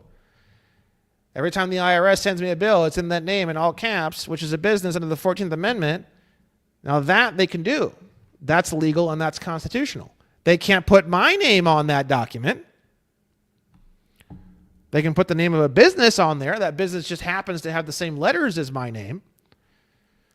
That's how it works. So that is the full breakdown. And if you're a white person and you were born in one of the 50 states of the Union, your credit card does not have your name on it. Your driver's license does not have your name on it. It's got your picture on it, and they assume that you're a Negro, regardless of your skin color. If you're really, really white, they just think that you have like revitiligo or some kind of skin issue or pigment issue. If passports are only issued to U.S. citizens and what's called non-citizen nationals of the United States. So when you realize that the whole country really it's more divided racially than it's ever been. You think segregation was bad back when they had different bathrooms and different water fountains and they had to sit in the back of the bus. It's 1,000 times worse now than it was then. And just nobody knows it. And that's the issue. So with that said, getting back into UCC Article 3, it's UCC Article 3 is on this U.S. citizen 14th Amendment side of the equation. Mostly.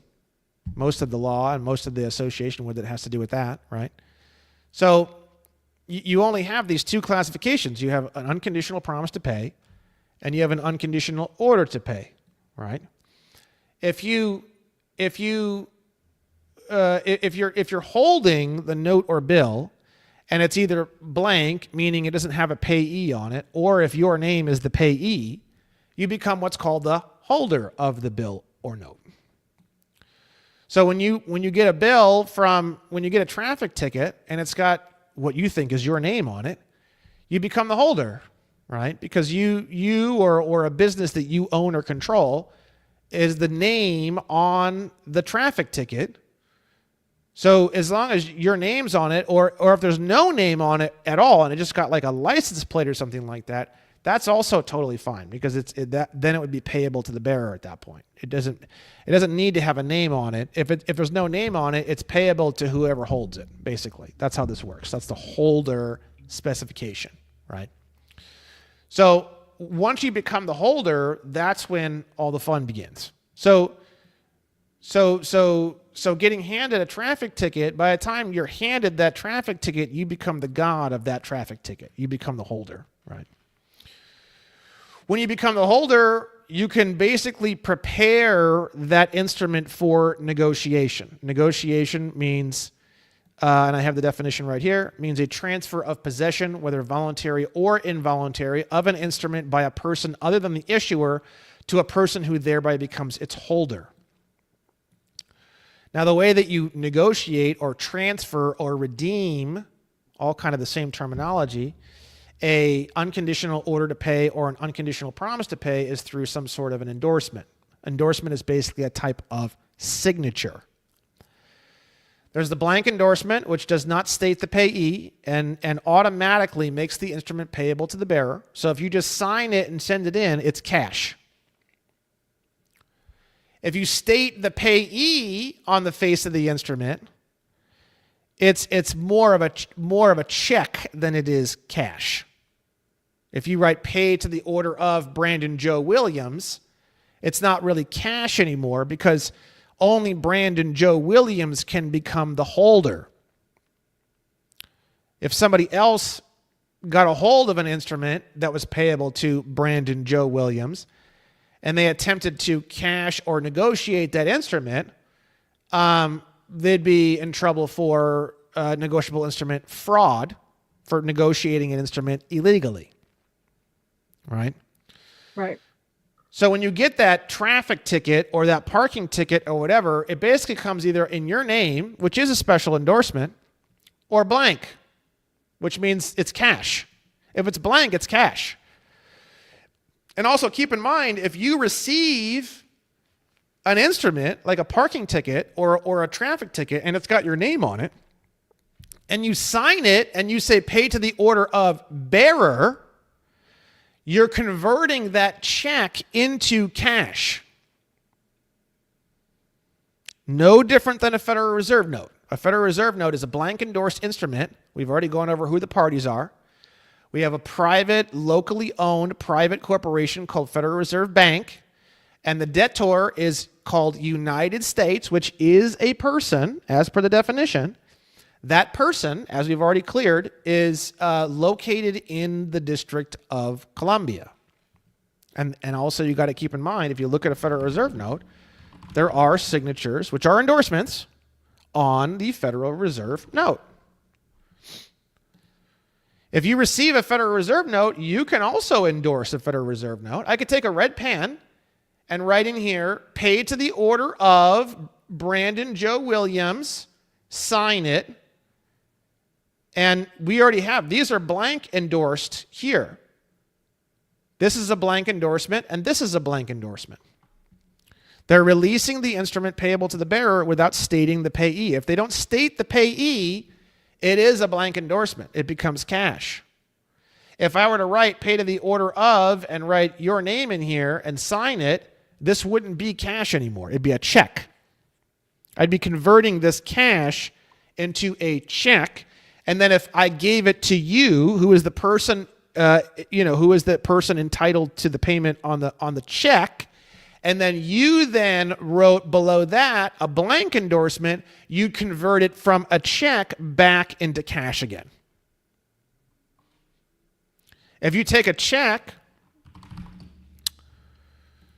and it says pay to the order of, if you write the word bearer or blank, you can just leave it blank too. It'll still be cash. But if you want to be more specific, pay to the order of bearer $20, and then you write it in words, $20, and then under memo you could write whatever you want. You can just put cash, and then you sign it here, and you don't put any additional information here, just a signature. This is not really a check necessarily; it's actually cash.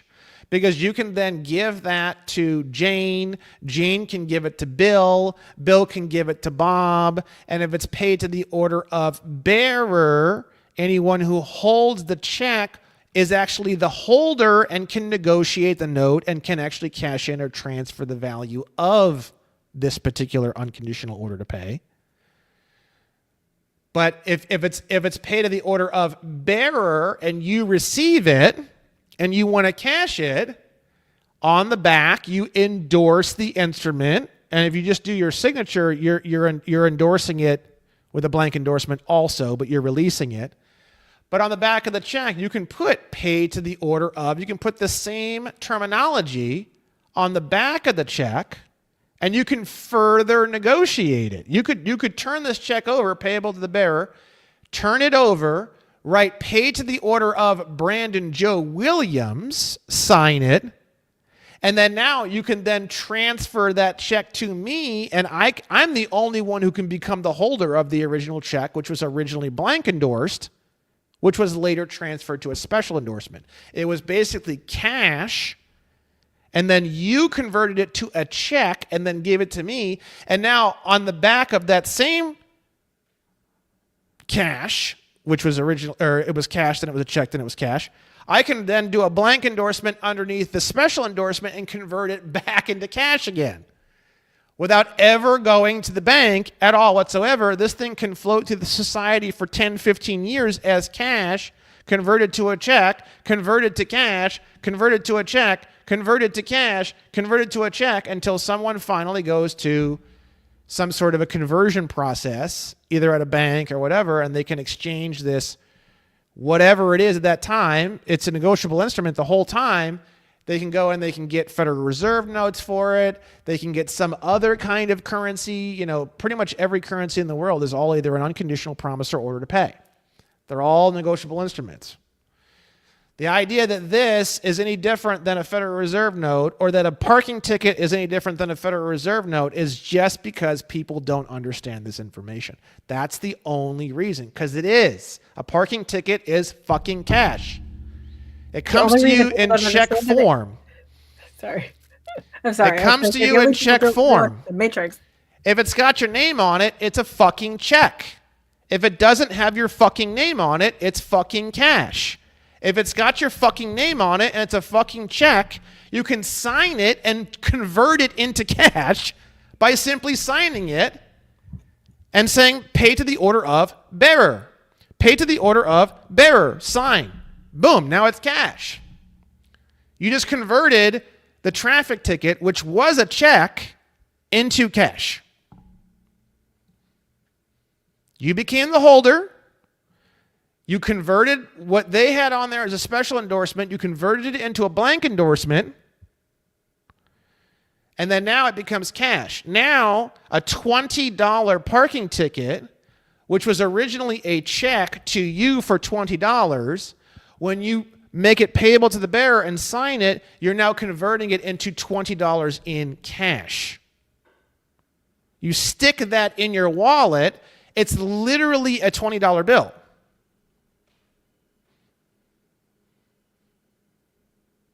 Now, if you grabbed someone else's parking ticket off of their car and it has their name on it, you can't convert that instrument. You have to become the goddamn holder before you can convert an instrument. It's got to have your name on it. If you happen to find somebody who has the exact same name as you, you could probably pull that off, but it has to have your name on it. If my name is Brandon Joe Williams and another guy's name is Brandon Sam Williams, and when they write the original parking ticket, it's just to Brandon Williams, you could probably pull that off. You could take his parking ticket, pay to the order of bearer, sign it as Brandon Williams. Don't put your middle name on it. Just, you say, oh, I thought it was to me. I didn't know. And then now you have cash. You saved him, because he doesn't understand any of this information. You saved him from having to pay something, which he doesn't need to do. And you just put cash in your pocket. And when you understand that everything is either an unconditional promise to pay or unconditional order to pay, and then you realize that everything is pretty much either a cash or a draft. I say check, but really draft is a better term, because again, a check by definition is governed under UCC Article 4. A check would have to have routing and account number on it. If there's no routing and account number on it, and then you say, well, Brandon, a traffic ticket doesn't have routing and account numbers on it. Well, you know what? A lot of these bills and traffic tickets, they have all these strings of numbers all over them that nobody seems to notice. If I was going into a court of law, I would say, look, I need to know what these strings of numbers are, because if any of them are routing or account numbers, this is a check. It's governed under UCC Article 3 and UCC Article 4. And I'm a little bit confused, because I don't know if I'm supposed to be operating just under UCC Article 3 or if I'm supposed to be operating under 3 and 4 during these proceedings, Your Honor. And that'd be a discovery question. Very important discovery question, right? So, by then they're going to dismiss the case so fucking fast. I mean, my God, they wouldn't even be able, they'd be breaking the fucking doors off the hinges trying to get out of there. You become everyone's worst nightmare, and you're not even I'm not even doing anything. I'm just asking some simple questions, and I become the fucking boogeyman which is hilarious. You know, you get lonely. So you wind up suing everybody, that's my life now. I sue everybody. No one will talk to me. No one will sue me. I want them to sue me so I can get some fucking questions answered. No one will sue me, so I sue everybody else. And that's my life now. And I'm just trying to get answers, and I still can't get any answers. And I'm just going to keep suing people until I start getting answers. I don't care how long it takes. I don't care if I need to sue 1,000 people. That's fine with me. I mean, I'm just going to keep suing people until I get answers. And I'll just keep going up the scale, and I'm in appeals court in a bunch of different places, and then boom, we're going to go to the Supreme Court and just keep going. It's never going to end until I get answers to the questions that I have. So that's the life that I live, you know. But you don't need to live that life to understand all this. You don't need to live that life to convert everything into cash and checks. You just have to understand UCC Article 3. That's all you have to understand, right? And you know, what tipped me off to all this and what got me started on all this is when I started looking at, I had a bunch of my fans and stuff go out and get copies of their mortgages. And I was looking on the mortgage docs and I started seeing these fucking stamps everywhere. Without recourse, paid to the order of Rocket Mortgage LLC, FKA Quicken Loans LLC, by signature, name of the person who's signing, and then title of the person who's signing. And I kept seeing this over and over and over again. And on some docs, I saw it more than once. Pay to the order of Countrywide Home Loans, Inc., without recourse, Countrywide Document Custody Services, a division of Treasury Bank N.A. by doesn't look like that name matches this name. That's not good, but maybe it is. I don't know. I don't know what that almost looks like my name, Brandon or something, and then it says Lori Meter, Vice President. You know, that'd be a question in a lawsuit right there. Why is this name doesn't look like this name? We have some fraud here, sir. You know, that'd be a great discovery right there. Be banging on that one, right? This one here, another one, paid to the order of, without recourse, Countrywide Home Loans, Inc., by signature, David A. Spector, Managing Director. Okay. Started seeing more and more of these. Paid to the order of, PHH Mortgage Corporation, without recourse, Town and Country Bank. All right. Without recourse, pay to the order of Quicken Loans LLC by E.L. Erica Monique Hill, Capture Manager. Okay? And this is what set me off on all that. I said, what the hell is this? And this is what caused me to kind of go down this whole endorsement rabbit hole. And then when I found out that UCC Article 3 is where all the information on endorsements are, that's when I started reading UCC Article 3, and then bada bing, bada boom, everything kind of started to go together. It all started to make sense, right? So what they're doing is the original mortgage note is a motherfucking note. And they're converting the note, which is cash, because you didn't specify a payee on it. You handed them cash.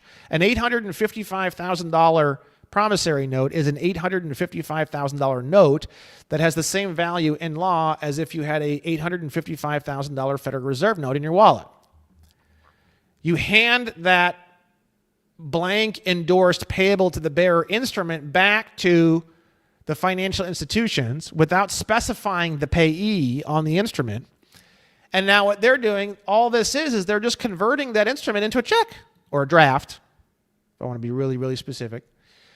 They're converting that instrument into essentially a draft, right? And now what do they do with the instrument? They go to what's called the Federal Reserve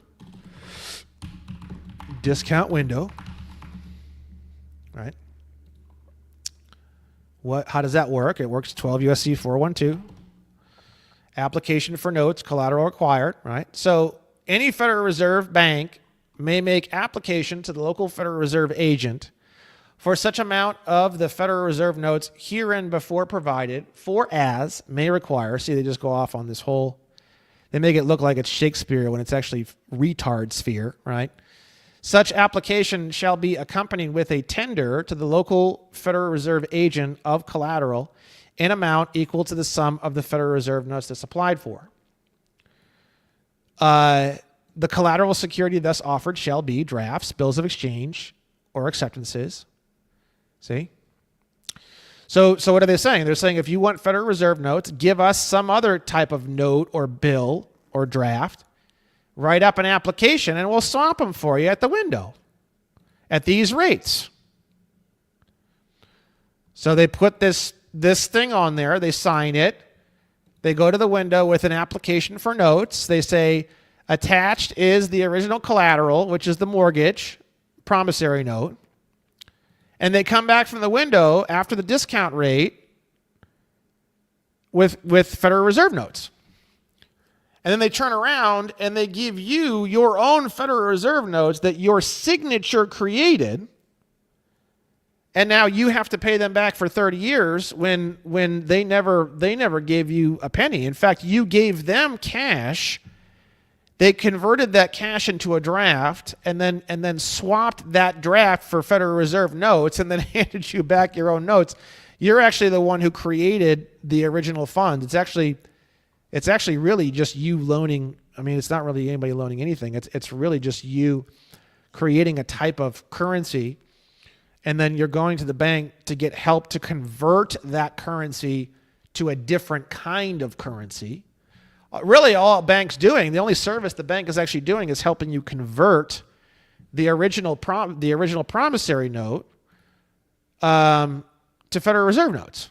That's all they're doing. They're really just a currency exchange. If you go to Italy and you do a currency exchange and you have, Hungarian currency in your pocket and you want to convert it to Italian currency and you pay a 3% or 5% fee, that's the same kind of fees you should be paying on this. Meaning, the way it really should work is you should pay the bank a 2 or 3% conversion fee, converting your original unconditional promise to pay to Federal Reserve notes, and that should be the entire cost of the entire transaction.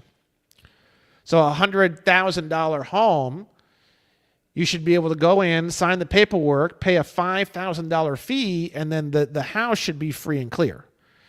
The reason why it's even more interesting is because when you sign a promissory note, and it's like, 3 or 4% interest over the course of 30 years, when you realize that your signature is actually what created the value in the document, you then realize that interest is actually payable to you.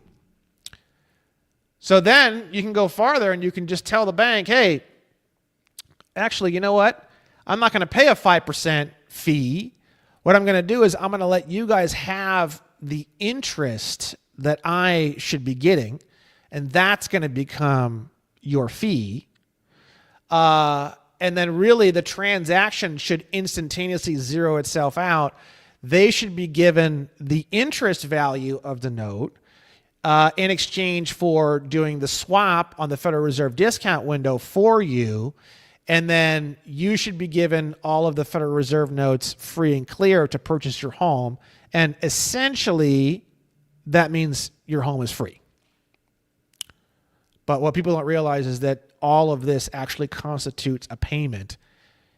When you signed the original promissory note, you paid in full for the entire mortgage. The only part that's not fully hammered out is what's going to happen with the interest and how is the bank going to get paid their service fee for doing a currency exchange. Those are the only details that need to be talked about. Once those details are hashed out, then as long as the agreement can be made according to what I just described, the whole thing zeroes out and your home is free and clear, and you should be issued a clean title immediately straight out of escrow. And because nobody knows any of this, they go to the window, they come back with 1.2, 1.3 million because they get paid on all that interest too. They give you your $855,000. They put $400,000 in their pocket instantly and immediately. And then within 60 days, they sell the note to a friend or to some other bank. So within 60 days, they've made millions of dollars on your note. And then now, because you're an idiot and you don't know how to negotiate negotiable instruments, you have now enslaved yourself in a peonage situation, and you are now paying on something that was already instantaneously paid the moment you put ink on paper for the next 30 years. If you fail to make a payment here and there, they come, they repossess the property. The property was made as collateral on the original loan. It shouldn't have been. 12 USC 412 already says clearly The only collateral that's needed is the original note. So there was no need to add in the house as collateral on the loan. That's your fuck up. You should have never allowed that to happen. And then they take back the home because it was fraudulently collateralized as part of the loan when it should have never been part of the loan at all. And then now they turn around and they do the whole process again with somebody else. And that's the whole process. And then getting into crypto has nothing to do with really any of this. It's sort of like we have persons, we have people, and we have God knows what somewhere in the middle of people, like whatever. That's sort of like where crypto is. We have money, we have negotiable instruments, and then we have crypto. And nobody fucking... Like, for example, I have these gold backs, and they used to not say negotiable instrument on them, but now they say negotiable instrument on them. That's because they got sued, and they're fucking retarded. These are not negotiable instruments. What the fuck retard piece of shit decided these are negotiable instruments? Negotiable instrument is an unconditional promise or order to pay. Where is the promise or order? That's the most ridiculous thing I've ever heard in my entire life. This because it has gold infused into it, right?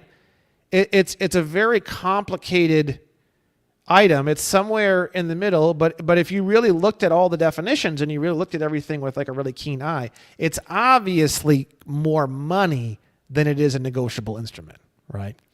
Cryptos that are backed by gold and silver coins could also have a very strong argument in court that they are actually money. The problem with that is it's illegal in the main system. In the U.S. citizens aren't really allowed to use gold and silver coins. There was the Gold Abrogation Act in 1933. So if you go into court and you try to push that whole thing and you don't understand the U.S. citizen versus state citizen, the 14th Amendment thing, and you push any claim under the 14th Amendment, it's never going to fly because Negroes and stuff like that, they can't have gold and silver coins because of the Gold Abrogation Act. Only white people can have that stuff, right? So if you go into a court of law with a corporation, which is a 14th Amendment citizen, and you're trying to push around this kind of stuff, that's probably what these guys were dealing with, and they didn't know it because no one's going to tell them any of this. So the thing is, you start dealing with gold and silver or anything that represents gold and silver, you better not have some sort of corporation or anything under the 14th Amendment, brother. That's highly illegal. If you have a foreign trust, and the foreign trust is a person, and you get the foreign trust and EIN number, which allows the foreign trust to operate in the United States as a foreign entity, and then you sue under gold and silver under that entity, that would be a much better position to be in, because then you would tell the court right away, right in the first part where you're talking about the parties of the lawsuit, that the plaintiff, if you are the plaintiff in that case, is not a 14th Amendment citizen, nor operating under the 14th Amendment, nor has anything to do with the 14th Amendment at all whatsoever, never has since its inception and to today. And now you have a very, very unique conversation that is no one's ever seen anyone do it. So now you have this really unique legal position to where you really have money and no one can stop you from using it. And now you're not going to lose a lawsuit and wind up having to put the term negotiable instrument on something that couldn't be a negotiable instrument if fucking all the money in the world tried to make it a negotiable instrument, just because you're an idiot and you lost a court case.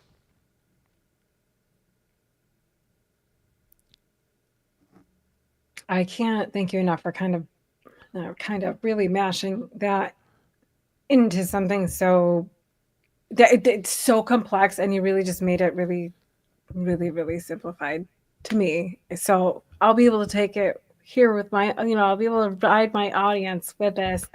And I really want people to understand the difference between that 14th Amendment and EIN number and your private banking number, what it truly means to become legally your own employee of your own bank. You could be a public and private. You can even say public means Negro, private means white person. Okay. which makes it even more complicated too, though, because there's people who aren't in either class. That's kind of a new realization for me too, because if they aren't a Negro and they aren't a free white person, then what are you? And that I haven't figured that out yet. So, it's possible those people might still be under the 14th Amendment. I don't know. I haven't gone down that rabbit hole too far. I don't even know where I would.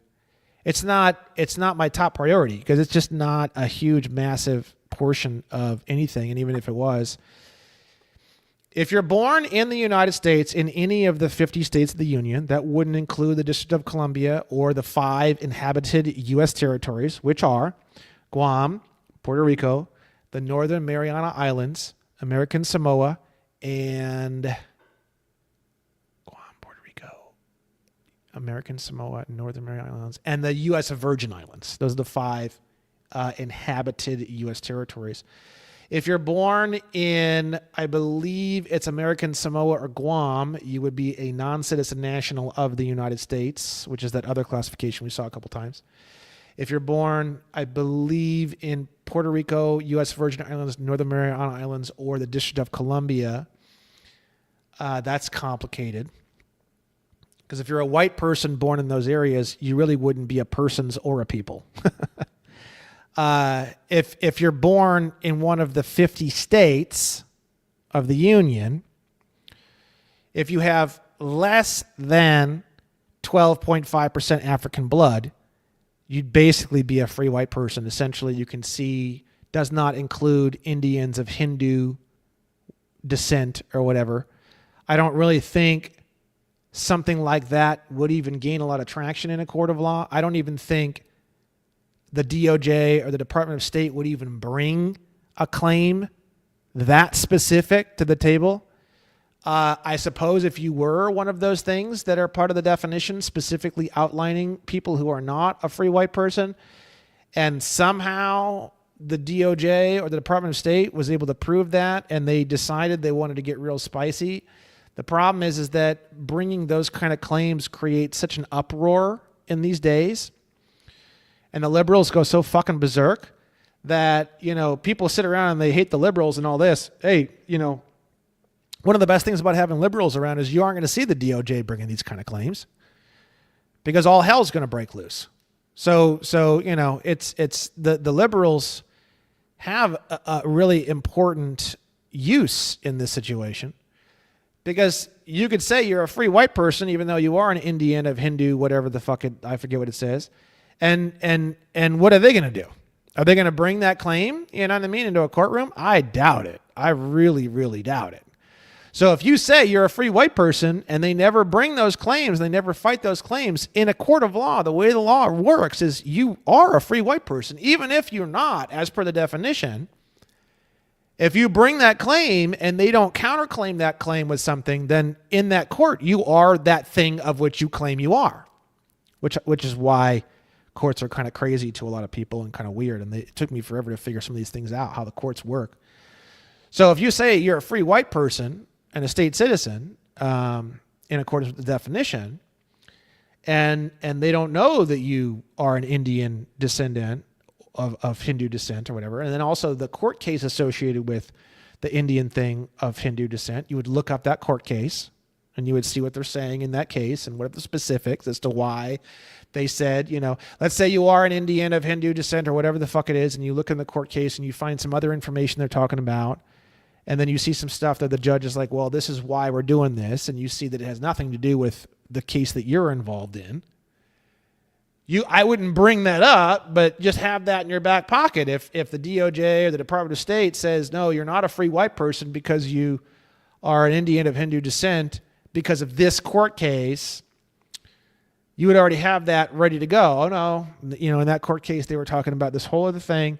It's totally irrelevant to this case, blah, blah, blah, blah. And then that would become the conversation. But like I said, I don't see a lot of government agencies, of which a very majority of these government agencies are liberal. So you also have to think, too, is that you start bringing these kind of claims into a court against a liberal combatant, They're the last people on the planet that are going to start calling you a Negro, calling you an Indian of Hindu descent, or saying that you're not a free white person or anything. They might say something irrelevant like, "Oh, that was back in the slave days," or try to like gaslight you or some stupid shit. But that's easy. That's just dumb shit.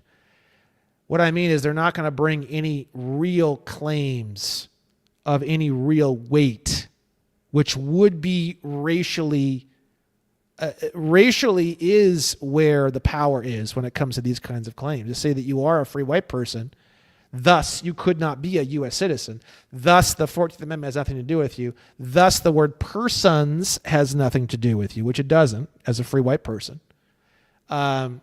It's a very powerful position that they would have to handle and address those claims. So when you start to understand litigation and the rules of evidence and the rules of civil procedure, combined with all of this other information, it starts to kind of fill out into a really beautiful kind of whole systemic attack structure. I don't really need to defend myself. I've never been attacked because everyone knows it'd be the biggest waste of time on the planet. I mean, I'm even trained in PR warfare. So even if you tried to sue me, I would be the one who'd take it to a reporter faster than you would. So even that is something that just it's just never going to happen. The day that I get sued is going to be the greatest day of my life, because it's just I'll be writing to Channel 5 News, Channel 7 News, Channel 9 News. I'll be in front of cameras and reporters and everything else as fast as humanly possible. I will use the whole thing to my advantage. So, I have private trusts all over the world that some of them aren't even in the international corporate structure at all. I have my own nation. Some of my trusts are actually located legally inside of my own nation. I'm the king of that nation. I'm the only person who has the right to administer these trusts at all. So it's an extensive. When you get into that kind of a position, you get lonely. No one will play with you. So what do you wind up doing? You wind up suing everybody.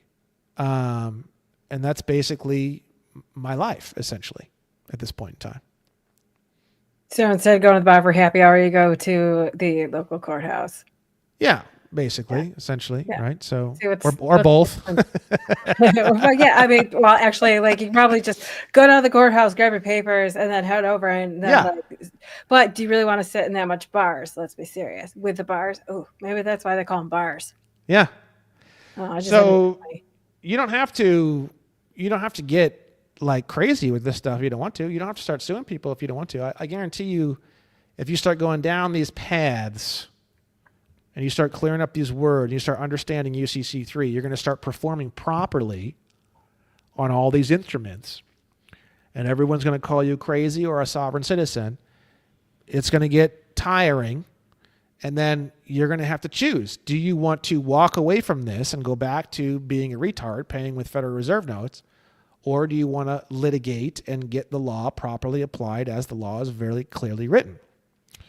And that becomes the option that everyone will be faced with. And people go through this whole thing where they think they can send in letters and jerk people off and somehow magically not have to litigate. And I always say, have fun with that. Good luck, because I know they'll be back in 3 or 4 or 5 or 6 months, frustrated, lots of tears, smashing tables.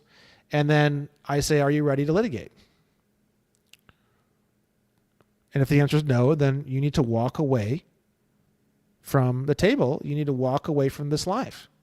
If the answer is yes, you step forward and you become, you evolve into the next level of this game. And that's it. There's only 2 choices as far as I'm concerned.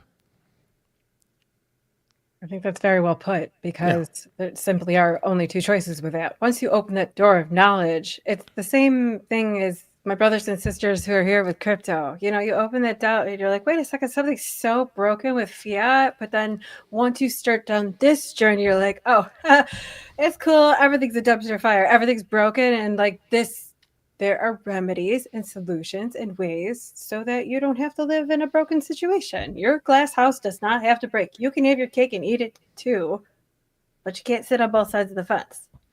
right? Yeah, and the reason why people get in trouble with crypto is because they're Negroes legally. This If is you're why a, we went over this. if you're a U.S. citizen, then they control what you can and can't use. They control everything about your existence. The entire United States Code is written to control your existence. If you are a free white person and you are a state citizen, not a U.S. citizen, you can crypto all day, all night, and do anything you want, and there's absolutely not a motherfucking thing anybody can do about it. I And like gold and silver coins, that's a big no-no for a U.S. citizen / Negro. That's a big no-no. The entire Gold Abrogation Act and Gold Abrogation Clause is still in Title 12. I think it's Section 5118 or something. It's still there. It's been there since 1933. It's still there. I think it's a felony for U.S. citizens to use gold and silver coins to transfer or purchase anything, right? So if you're classified as a U.S. citizen, meaning classified as a Negro, you can't do that. You would need to fix that first before you could even get involved with something like a gold or silver backed crypto, as far as I'm concerned. Otherwise, you're putting yourself at risk. So, if you have a gold or silver based crypto, you're looking more at like the definition of money legally. Any other kind of crypto, it wouldn't be a negotiable instrument because it's not an unconditional promise or order to pay. And it also wouldn't be money because it doesn't represent gold or silver directly. So then at that point, the question becomes, what is it? And I guarantee you, if you look in a lot of the court cases where they're talking about what is it, it's all a bunch of trash horseshit. And you wind up with a gold back saying the term negotiable instrument on it, which is literally just makes me want to fucking punch someone in the throat. Because it isn't. There's no way in all hell that you could twist your mind enough and fuck yourself in the head hard enough to think that a gold back is a negotiable instrument.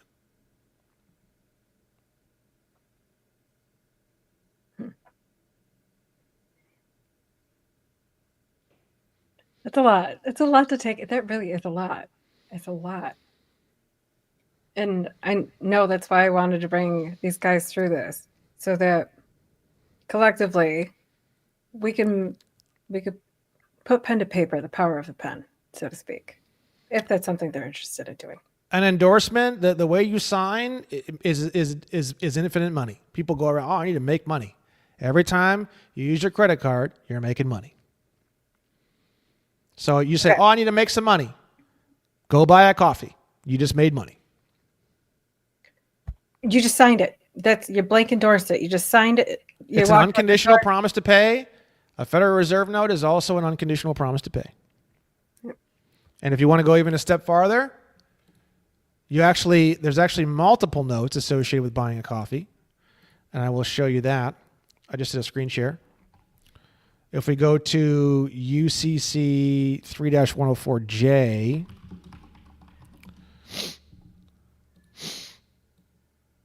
and we're going to look at the definition of certificate of deposit. Certificate of deposit means an instrument containing an acknowledgement by a bank that a sum of money has been received by the bank and a promise by the bank to repay the sum of money. A certificate of deposit is a note of the bank. Guess what this is? It's a receipt. So you've manufactured an unconditional promise to pay, which is currency. It's called a promissory note.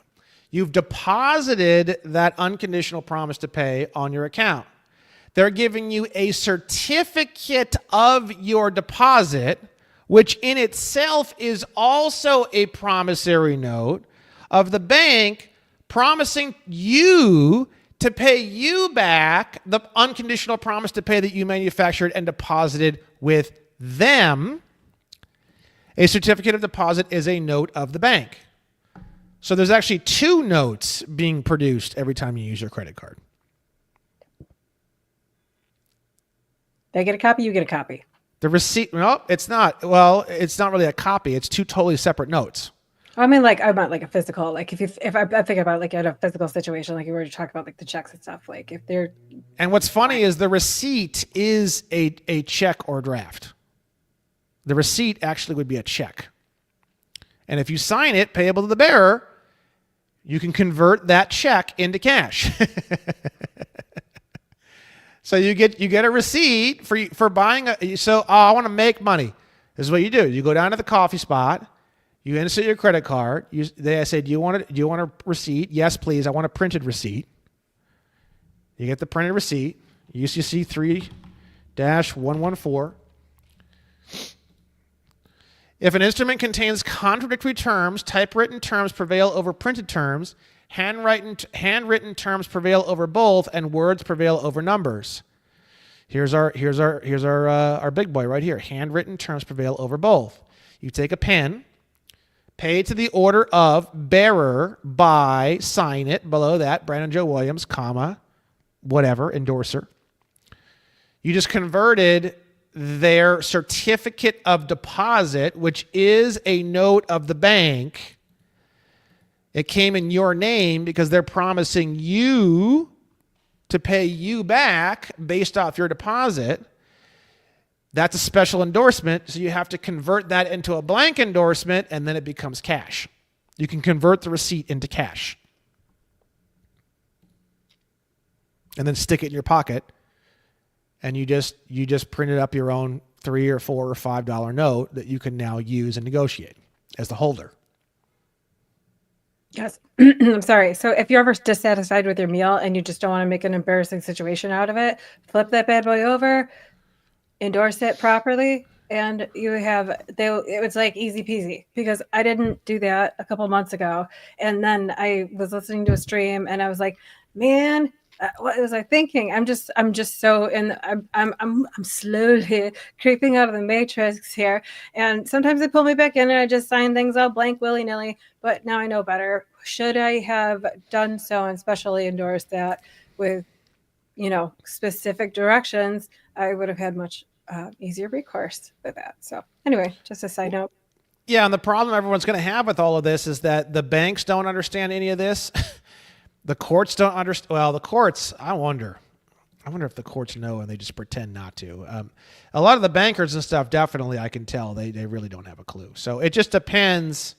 Really, what you're dealing with is you aren't dealing with anything more than just a massive worldwide ignorance of the situation. That's really all it is.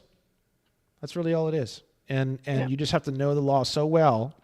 They tell us, because they know a couple pieces of the law, and it's like way beyond anything we'll ever know. And they say, ignorance of the law is no excuse. Right? Well, okay, great. We're going to learn it way better than you, and we're going to do the same thing right back at you. And there ain't going to be a motherfucking thing you're going to be able to do about it. We are going to bulldoze them now 10 times worse than they've ever bulldozed us. And that's where this is going. I have a little bit more feminine energy approach to that, but I'm right on board. I'm right yes, I'm right there with you. With the energy of, listen, there's a way it can be done. Let's get to this. Less rah-rah from me. That's all right. I'll be the ooga booga caveman. It's okay. I don't mind it. Well, I mean, literally, biologically speaking, like that's what you're here for, right? Like, yeah. If you want to go right back to science, right back to the roots of things. Like, well, I also really didn't want to get into all this, but then I decided finally I really needed to choose. I tried pushing this thing forward so many different ways, and none of it was really going very well. And I finally went through my own,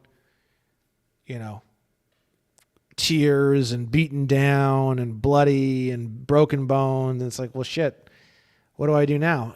And then it was like, well, litigation or walk away. Really, it seems to be.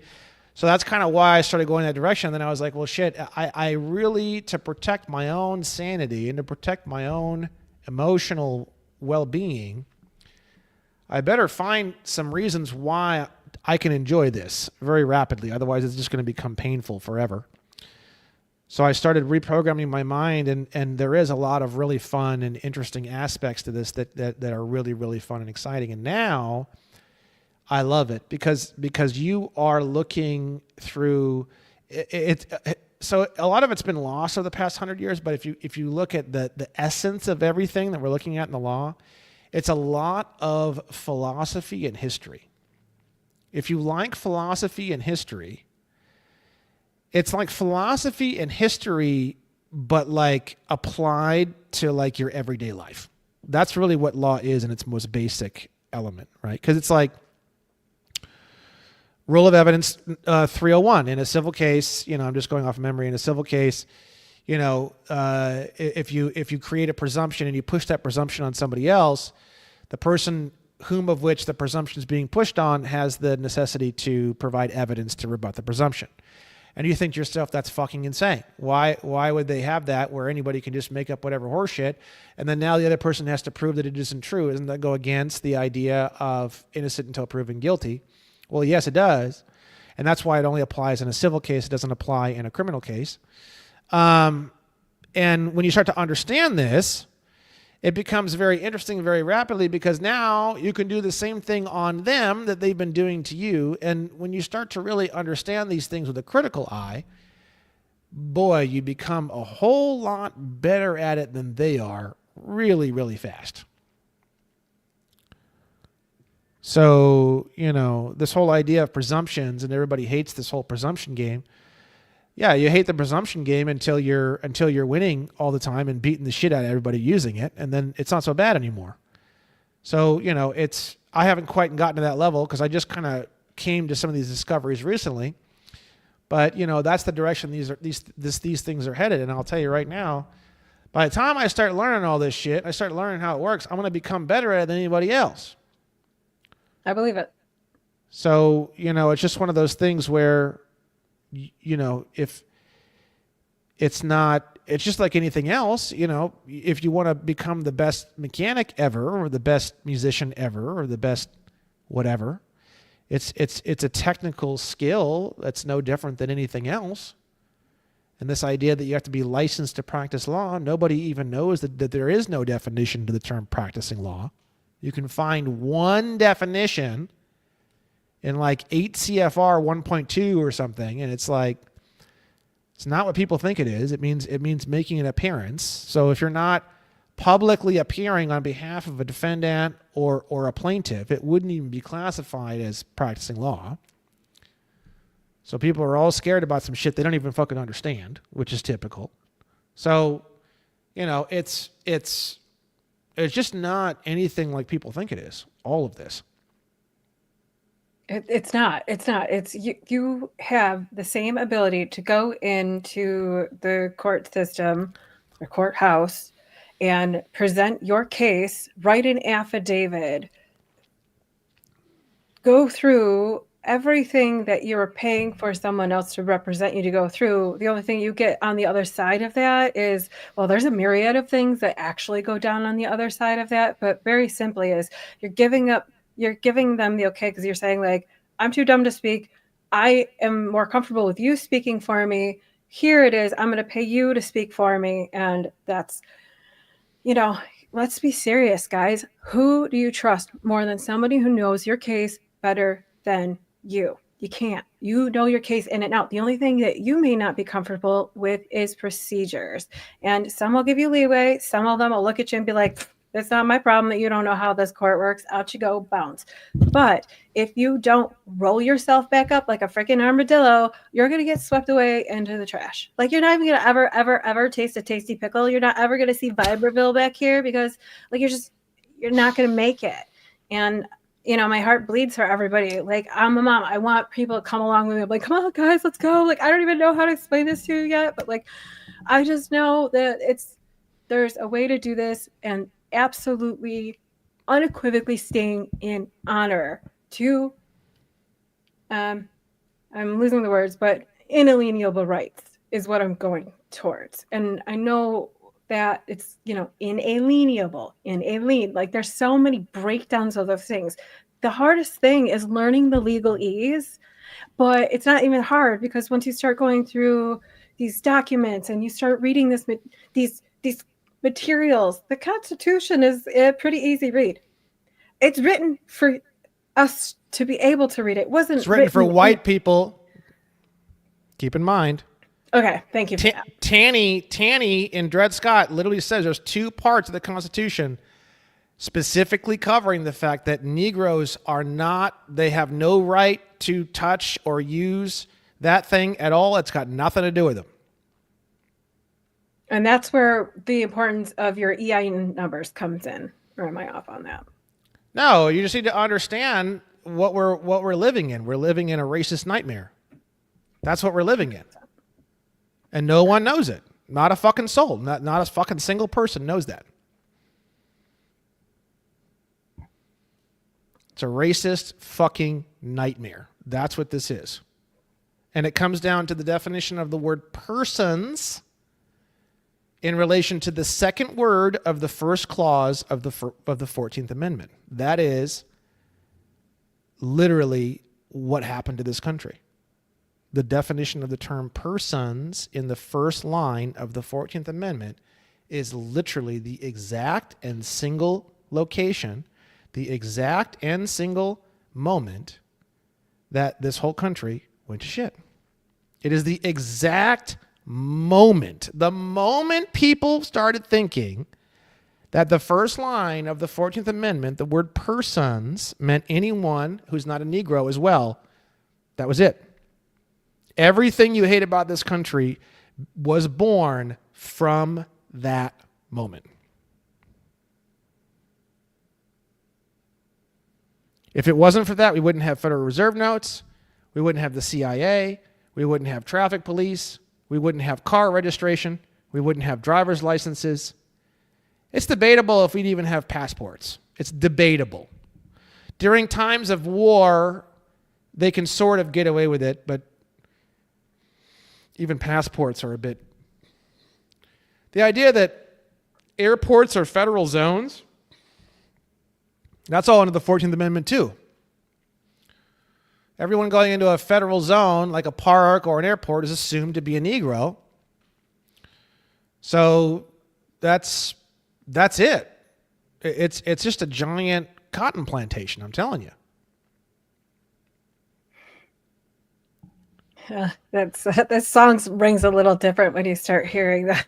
When you start really comprehending things, not understanding things. There's a difference. Yeah, I just think that more people need to realize that there's two countries. There's the United States. Well, there's actually 51 countries, really. There's all the 50 states are independent countries. The District of Columbia is an independent country. The District of Columbia has possessions. The U.S. territories and insular possessions, which are things like Guam, Puerto Rico, Virgin Islands, right? The Guam, Puerto Rico, Virgin Islands, American Samoa, these are not states. They're territories owned specifically and exclusively by the District of Columbia, right? California is a completely different country from United States. In 1873, when they made all of the released Negroes U.S. citizens, they became citizens of the District of Columbia. The District of Columbia it already was sort of like its own nation. At that time, it became its own nation with its own class of citizens. The quote-unquote Constitution of the District of Columbia is the 14th Amendment.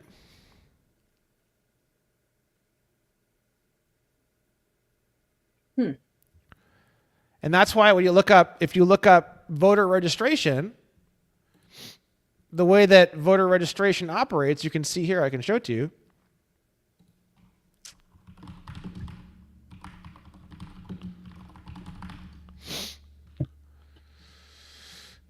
California voter registration. Register to vote now. Look at the selections that you have when you register to vote. If you look up the word resident in a legal dictionary and you look up a bunch of different definitions, you will see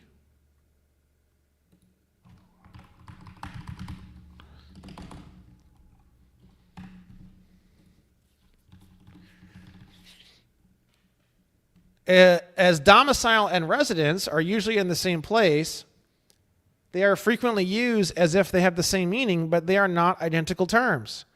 For a person may have two places of residence, as in the city and the country, but only one domicile. Residence means living in a particular locality, but domicile means living in that locality with intent to make it a fixed and permanent home. Residence simply requires bodily presence as an inhabitant in a given place, while domicile requires bodily presence in that place and also an intention to make it one's domicile. A state citizen would have a domicile. A U.S. citizen would have a residence, or they would be a resident, not a citizen. A resident means non-citizen. So it's a U.S. citizen, which means your citizenship lies with the District of Columbia, but you are in a foreign country of which you are not a citizen of, which would make you a resident of California. You have to pledge your allegiance to the District of Columbia in order to vote. As you can see, every single one of these is a U.S. citizen. I've never been a Negro. None of these have anything to do with me. You can replace this, and you can replace the word U.S. citizen with Negro, and you can replace the word resident with foreigner. A Negro and foreigner of California. Bingo. Perfect. That's exactly what this is saying. A Negro and a member of the uniformed services or merchant marine on active duty outside my country. A Negro and an eligible spouse or dependent of a member of the uniformed services or merchant marine on active duty outside my country. A Negro and an activated National Guard member on state orders outside my country. A Negro being a foreigner somewhere outside the U.S. temporarily. A Negro being a foreigner outside the U.S. indefinitely. And a Negro and has never been a foreigner somewhere within the United States.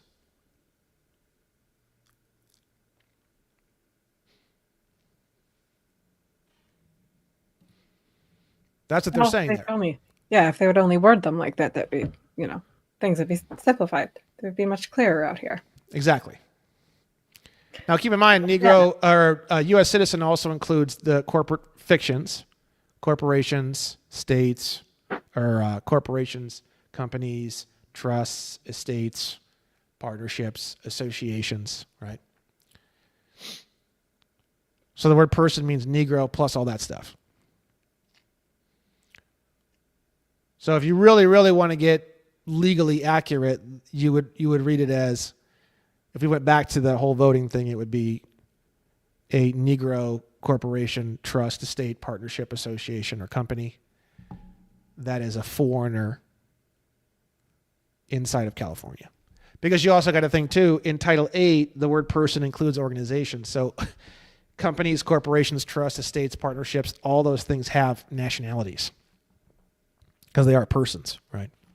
So when you start to realize that, you realize that every single time you see the word U.S. citizen,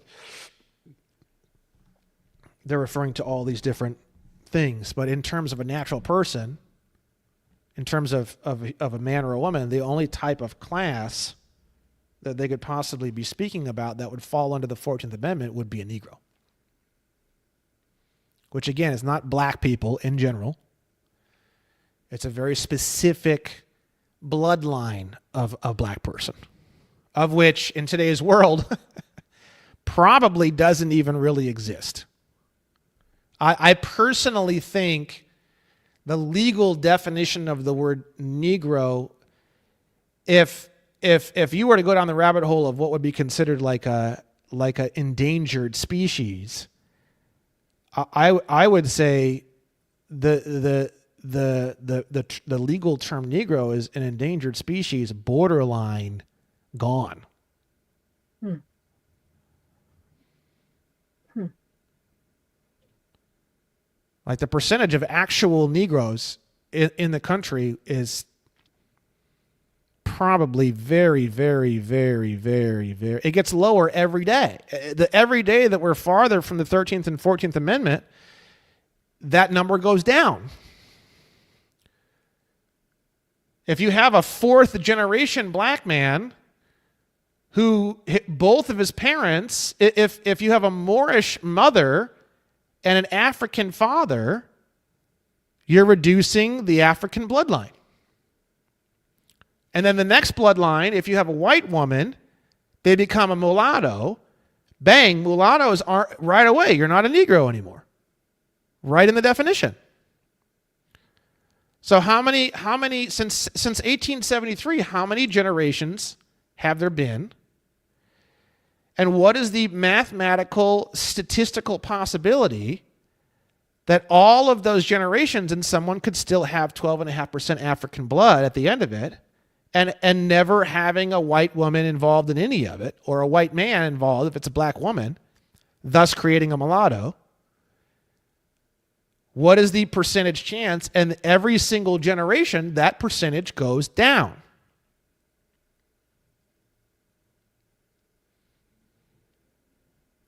Okay, so then it totally explains why they were so nicely offering the service of collecting your DNA for just $23, whatever it was. Like, yeah. 23andMe or whatever. Yeah. I mean, I don't know if that has anything to do with it, but I'm just saying, like, Yeah. it relates, because the thing is that the people who they can go into court and prove. Now, again, the 12.5% African blood thing, it says in the definition, in some areas it's defined that way. So you would have to go into that case, find those various areas, and then just, see if those areas have changed or whatever. And if they haven't, then just fucking move to a different state or something, But again, it's my whole point of the conversation is to get pinned as a Negro is really, at the end of the day, the only way to get pinned as a Negro is to say you're a Negro. And everyone in the country is saying they are a Negro. That's what's happening. That's why they have to ask you if you're a U.S. citizen, and you say no, and nobody ever comes, nobody ever says anything, nobody ever questions anything, because they can't. There's no way you could prove that at all.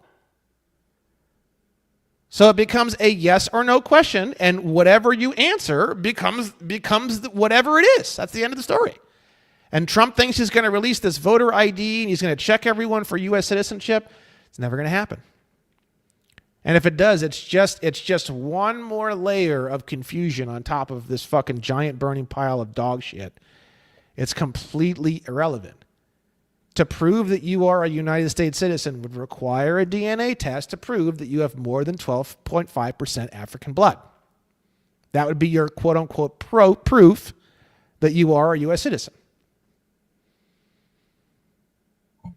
And as soon as you prove that, you're fucked.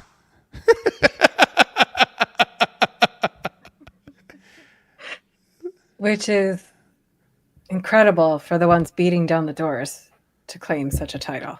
Absolutely insane. Absolutely. If you called me all the horrible names and horrible things and all these horrible C words and all these horrible words, it doesn't do nothing to me as long as you don't call me a U.S. citizen. It's not because I hate black people. It's got nothing to do with that. It just, or Negroes specifically. But the thing is that it has to do with, this is, when you say I am a U.S. citizen, that's it. You just took all 10 amendments. You flushed the first 10 amendments, the Bill of Rights. You flushed them straight down the toilet, and you gave yourself the 14th Amendment, which is complete garbage. You said, I am not a people. I am a persons. When you say you're a U.S. citizen, that's what you are saying. I am a persons. Now the first line of the 14th Amendment applies to you.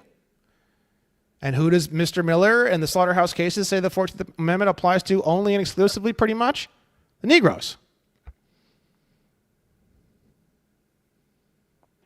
Not the people. It's, I mean, but I'm gonna like, you're blowing my mind with that one, with that, because that's the first time I've heard that. And so it's gonna take me a little bit to kind of digest that, I think. Yeah, you are a Because state. If you're a white person, you're a state citizen. when You've never been a U.S. citizen. You've never had anything to do with the 14th Amendment.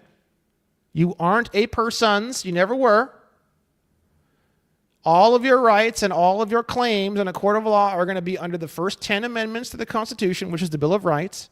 If you use the 14th Amendment or anything under the 14th Amendment, you are, in that same moment, saying that you are a Negro or U.S. citizen, because only Negroes and U.S. citizens can use the 14th Amendment. Yeah, my mind is just so like blown with the physical reaction that I had to the word itself, of like, you know, me even talking about it right now. I dance around those things. I don't want to offend anybody, because I really just see us all as freaking meat sacks. We're just different melanation levels. Like, that is how I see. Well, that's why if you really want to not offend But people, stop calling people African Americans. yeah, Use the word African, and you're insinuating 12.5% or higher African blood. There's a lot of black races. The Africans are the only ones that are fucked. The Moorish people, all these other cultures, all these other bloodlines that would never in a million years be classified as a Negro. It even says right in the definition, all colored people, Negroes are always colored people, but not all colored people are Negroes. Literally one of the definitions right out of the book. What that definition is referring to is there's a lot of black races that are not of African descent. When you say African American, you're saying persons. You're calling them a persons. We think that's friendly. We think that's kind. And we don't realize that we're essentially insinuating that they are a released slave of African descent.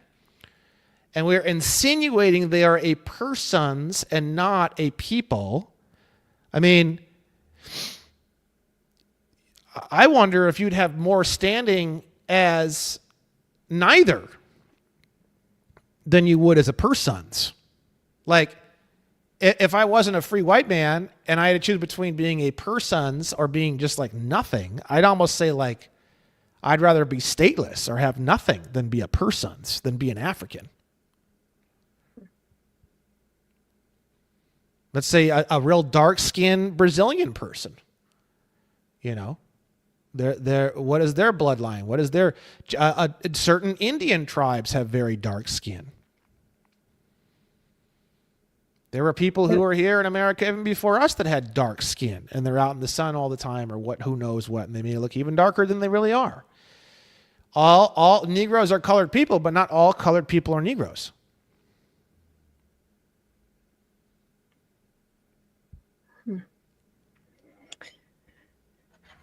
so escaping that matrix, learning conditional acceptance, learning whatever. There's so many areas to really sink your teeth into here. The best place I could think of was here with you, to have you lay it all out there like a huge goodie bag, so that people can pick through this and start sourcing the information. Look up the codes, look up the words. If there's something that triggered you or you didn't understand it, I encourage you to dive deeper into it. It was meant to hit you like that for a reason. So thank you for that. Yeah, and I think personally, I think the U.S. citizen category is an extinct. I think the race of men and women that would fall into that category is so terribly, terribly low And the culture is so not interested in seeing anyone pushing those kinds of claims anywhere as it is anyways. It's basically an extinct race. It's like the dinosaurs. When I hear U.S. citizen, I think of literally like fucking dinosaurs.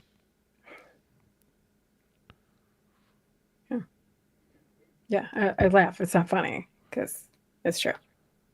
So, I mean, if you can think of it that way, then it makes it pretty simple. That's why they just ask you. You go get a driver's license. Are you a U.S. citizen? Yes or no? I went in and got a new driver's license for a while because I didn't feel comfortable turning mine in yet. I clicked no. Went to the next screen. It didn't change anything. There was no additional questions. There was no additional screens. There was no questions when I went up to the front counter to get the thing. The signature pad didn't change. Nothing. Absolutely nothing changed. Now, granted, I'm in California, which could very well seriously make a big difference. But I've seen a lot of reports all over the country where if you say no on that question, it doesn't change a motherfucking thing. Passports, we got tens of thousands of passports we've submitted. Everything where it says U.S. citizen, it's all no, all the way down the whole page, every single time. We've never, ever had any questions, issues, nothing. It's just a question. And the only way to prove yes is by you clicking yes or checkboxing yes. What makes a U.S. citizen? Saying yes. That is the definition of how does someone become a U.S. citizen, is just saying yes to the question, literally. Because the actual U.S. citizens, the real ones in real life, it's an extinct, unprovable race of human beings. You can't prove it. You can't do anything. You can't press those kind of claims in today's culture. Even if you could, you'd have to prove it. How in the hell are you going to prove that? It's hard for an individual to wrap their mind around being also sunk into the same section with corporations too. That's a headbanger for some. So yeah, so that class of persons that they're talking about in Dred Scott versus Sanford and the slaughterhouse cases, by 1886, it started to become very, very clear that subclass of persons, of which was enslaved for their own benefit, according to Taney in Dred Scott versus Sanford, is of the same subclass. So as Taney said, the white man had no reason to respect their rights at all whatsoever and treated them as common merchandise or traffic. That subclass of persons was the corporations and the estates and the trusts and all that kind of stuff was eventually pushed into that same subclass because those things are also property of merchandise or traffic. Yeah. Soaking stuff in. I'm like filtering. Okay. That's good. Okay. I had a request for a question. Yeah. And they wanted to know what your thoughts are on the notice of rescission. For what? Yeah, they didn't specify. That would have been helpful, huh? Yeah. But okay.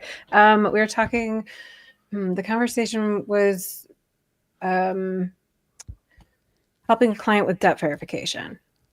Helping the client with debt verification. We'll skip that one, maybe. We'll skip that one because that one's not very clear. It need to be more specific. Notice of rescission of what in relation to what was already there. Like it's just way.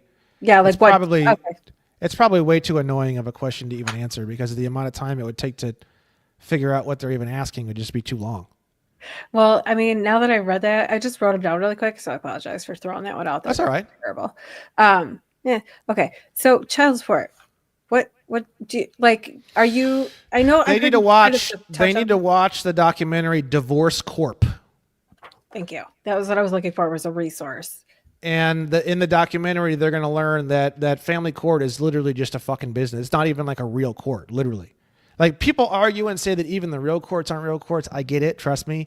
Family court is like literally not even real within the fake of what could be real. Literally, I'm not even kidding. It's like, and like the attorneys work with the judges like behind, it's like absolutely fucked. Like if I was in a family court and I watched divorce court, I would go straight to a superior court or a federal court and I would sue every motherfucker in the entire family court, the judge, the bailiff, the prosecutor, everybody, and I'd pull the whole thing into a real court. That's what I would do. Well, there you have it. There's an excellent resource to start with. Family courts will kill you because they're completely psychotic and they're like not even real within the world of things that aren't even real to begin with. It's like an abstract of an illusion. If real courts, quote unquote, are the real courts of an illusion, family courts are an abstract of an illusion. I've been in a situation where they took a stream that I was on and in chambers used it to show everybody and only like snippets of it too. So like when you start realizing and watching things unfold and you start learning a little bit more, you really will get comfortable understanding or comprehending what Brandon's saying there. It's like there's really not much to be scared of unless you don't know what you know. So that's why you got to put your head in the books. Yeah, in family court you can't do anything because it's all just a bunch of like fluidy shadow fuckers. And if you drag everything into a real court, at least then you can play by the rules and play the game and have a chance to get something done. But in family court, you can't. It's not real. You're under the illusion that you're inside of a game that's real, that has real rules and real boundaries when it doesn't. It's just fake. It's just a fake court. Yeah. And Divorce Corp, the documentary Divorce Corp, will walk you through how and why that is in great detail. Thank you for sharing that resource. I know there's been a couple things floating around about in my circle in the last few days, so I thought I'd ask the best source I know. Yeah, you're involving yourself in family court in any way, shape, or form is a complete and utter waste of time. In fact, it is literally like self-induced psychosis. It will destroy you emotionally, spiritually, and physically. Every single moment that you spend trying to deal with it, you need to get out of it, and you need to pull the whole thing and every single person involved in it into some sort of superior or district court as quickly and as rapidly as possible, and you need to completely get out of and abandon anything involving or having to do with family court at all whatsoever. Right on. Right on. Okay. So my next, if I have you for just a few more minutes. Sure. Or do you have time? I mean, it's been 3 hours, but I feel like I could roll. So whenever you're tired, you tell me. It's all good. Let's keep going. We'll lay down the line. Okay. So this individual has sent out 3 of their notices for the debt verification process. So 30 days, 21 days, they laid down the 10 days, and they've gotten all the evidence they need to collect to move forward. So what's the next step after the 3 notices? You've got all of your evidence and you're ready. Are we ready to step foot into Yeah, that's all going to be, now you're going to build your complaint. You're ready to build your complaint and file your complaint. And then once you file it, the court will stamp it. And then once the court stamps it, then you need to get it served. You have to use a process server. You can use a friend or something. It's just the server can't be a party to the suit, meaning if there's 3 defendants and 1 plaintiff, the person who serves the docs can't be any of those people. Right. So if you have absolutely no money and you're completely fucked, have a friend of yours serve it, and then your friend is going to write the affidavit of service of process. And then there's a little form you're going to fill out. You're going to attach that affidavit that proves that this particular person served the documents to this person on this date and whatever. There'll be a little bit of information there. And then once you file that into the case, then, well, the clock for them to respond to the complaint starts the moment that they're served. I believe it's the next day the clock officially starts. So if you file in the notice of service of process 7 days after that, that's okay. The clock starts typically the next day after they're served, regardless of when you file in the notice of service of process. But, you want to get that notice of service of process into the court, fairly rapidly. You don't want to just let that thing hang. You wouldn't want them to necessarily file in a response before you file in proof of service. Once the proof of service is in, if they don't respond in 21 days or 30 days or whatever it is in that jurisdiction, then at that point you can file in for a motion for default judgment. If they do respond, then now the game begins. They're either going to file in a motion to dismiss, which in federal court is called a 12b6, and it's called a motion to dismiss for failure to state a claim of which relief can be granted, which in English just means they didn't procedurally structure this thing that well. Or it means in English something different. Could be like, there's no way for them to, they haven't really stated a legal claim in a legal way and they haven't really stated legally what they want as relief, blah, blah, blah. Like that kind of is basically what a motion to dismiss is, right? Or the other option they have is to answer the complaint. So at that point, they would send an answer and they would either deny, affirm, or say, I don't know, to each of the independent numbered points of your complaint. Another thing they could do is they can do a motion to strike, which motion to strike means that they're basically saying okay to the whole complaint as a whole, minus some points, some specific points. So maybe there's 3 points in there that they want to strike, but they're okay with the rest of it. At that point, it would be a motion to strike those few items and then leave the rest of the complaint intact. And the other thing they could do is they can request additional information regarding the parties, regarding the situation, regarding the various points of the complaint, etc. So at that point, they're going to do one of those things, and then you're going to respond to that. And then by the time you guys get through that part of it, which is called the flurry of motions, at that point, you're pretty much into an actual case at that point. You're pretty much rolling with an actual case at that point. That's pretty much, at that point, the ship has left the dock at that point. Toot toot. Off it goes. That's right. Okay. Yeah. It's this is why it's encouraged to really do your own due diligence do your research. Everybody says that across the board with crypto. It's just standard procedure. If you're going into these situations, do you really want to turn around me? You can't. You literally cannot. Well, I guess you could do whatever you want to. You're a god being. But it's not like it's cool to be like, wait, what was that again? I can't remember what I was supposed to say here. That's not going to work well for you. You're going to feel a lot more relaxed in civil court when you realize that everything is an unconditional promise or order to pay. Because everything's cash. I mean, a court could write an order for sanctions, a Rule 11 order for sanctions on me, which is like a disciplinary, for $480 trillion. And I would literally wipe my ass with it. Everything's in private trusts. I'm not a U.S. citizen. I'm a state citizen. I'm a white man. You couldn't get $1 out of me if you had every single attorney in all of New York City and you were paying all of them $5,000 an hour and they had 20 fucking years to get it done. Plus, the order for sanctions is an unconditional order to pay. The goddamn order is a fucking negotiable instrument. So what do? You become the holder. It's payable to you. You become the holder. You sign it payable to the bearer. You convert it into cash, and you submit it back into the docket, and you submit it back to the court. You just paid $480 trillion.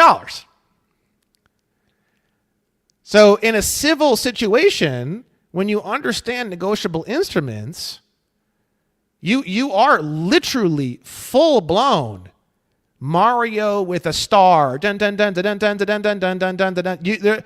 Everything you touch dies, and nothing can kill you. Yeah. It's a really good feeling to even just when I started. I mean, I found you about a year and a half ago, I would say, and just starting to listen to the things and then starting to apply these teaching, like not just like teach like everything, just applying it. Period is so very very empowering. I will say. Oh God, it's money. You know, what's the number one complaint of everybody? It's either sex or money. Yeah, this is true. That's pretty much the issue with everybody. If you took those two issues out of the human race, that's 90% of every issue anybody's got. Sleep. Maybe, yeah. But I mean, if you had a lot of sex and money, you'd probably sleep pretty well. So you know, it's you know, sleep, yeah, fine. But you're worried about what? What are you worried about? You're laying in bed at night because you're worried about what? If you had infinite money and everything was cash and people were trying to hand you fucking cash all day long, all the time, and there was police officers trying to hand you cash all the time, every day, all the time, everybody's just fucking freaking out trying to hand you as much cash as humanly possible, you'd probably, your sleep issues, there's a good chance that probably wouldn't be as bad. You know what I mean? That's right. I'm not saying everything falls under sex and money. I'm just saying if sex and money was 85% of the issues, the whole culture would go through such a huge shift. Everybody would be happier, everything else. So you got to think too, like the 15% remaining, everyone's happier. You go to the store, 7-Eleven. Hey, Jim, good to see you. Everyone's fucking happy. What the fuck? Everyone's so happy. Everything's so much better emotionally that, you know, you maybe sex and money wasn't your thing, but it was for so many other people that it uplifts the whole culture. And now you go out and everyone's so much fucking kinder and easier to work with and nicer and no one's trying to fuck you over because everyone's trying to fucking hand them cash all day long and they don't need your fucking cash because everyone else is trying to fucking hand them cash and the fucking judge is trying to sanction them, which just means they're trying to give them cash. And it's just like, then all of a sudden, like the world is so much friendlier and nicer and easier to be in. And now all of a sudden, yeah, sex and money wasn't your thing. But the whole goddamn world is so much nicer to live in that you come home at the end of the day and you're just like feeling better. And you're just like, damn, I don't even know why. Well, it's because everyone's so much fucking nicer and easier to work with. So then you have the second layer of if sex and money wasn't part of it and everyone was happier because sex and money wasn't so bad, then now everyone's happier on. So now the 15% that weren't sex and money have this huge change in their life because the society has changed so much, which now addresses another 5 or 10% of the 15% that they didn't have from sex and money. And now what's left? As far as I'm concerned, it's self-esteem issues. You know, that's another whatever's left. And then after that, you have your 1% or 2% of people who actually have real fucking issues that are medical or whatever. In my opinion, and that's simplified, and I'm not trying to offend anyone by saying that. I just think if you have good self-esteem and it's not sex or money and the society wasn't so fucked up, I think a lot of this stuff, and you know, you look at graphs of medical issues and sleep issues and anxiety, it's up since the 50s, 60s, 70s. You know, so I think if we didn't have any of that, and you had all this cash, and you're getting fucked real good, and you had some self-esteem, that the chances of sleep and stuff and a lot of these issues are just it's not a whole lot of. It's like a virus that has nothing to eat, and it can't survive in such a great atmosphere. You know, at that point, I think a lot of these things, you know, I think people would literally just forget they even fucking had these issues. It could even be like that too, where they just like sleep well for a week and then they wake up and holy fuck, I didn't even think about it. The past 7 days have been, what the fuck happened, right? Like it's possible you have that too, where they forgot they even had this fucking issue completely. And they never even recognized that they got rid of it. You've also got that classification too. So, you know, I think this whole everything is medical and everyone's talking about this and that and medical and all this other shit. It's like, look at photos of people on the beach in 1962. Everyone looks like a fucking, Sports Illustrated model. Not so much today. Depending. I go back to Indiana where I'm from, and I forget: am I on a cattle farm or is this human beings? Am I in a Walmart or am I on a cattle farm? You know what I mean? People need to love themselves as like, and like they It's need the to love. food, it's a lot of these things, but ultimately it comes down to self-esteem, because if we had self-esteem, we wouldn't put up with the shit that's going on with our food systems. We'd be pissed. We aren't. You know, there's a lot of weenies out there, but that's what we're here for.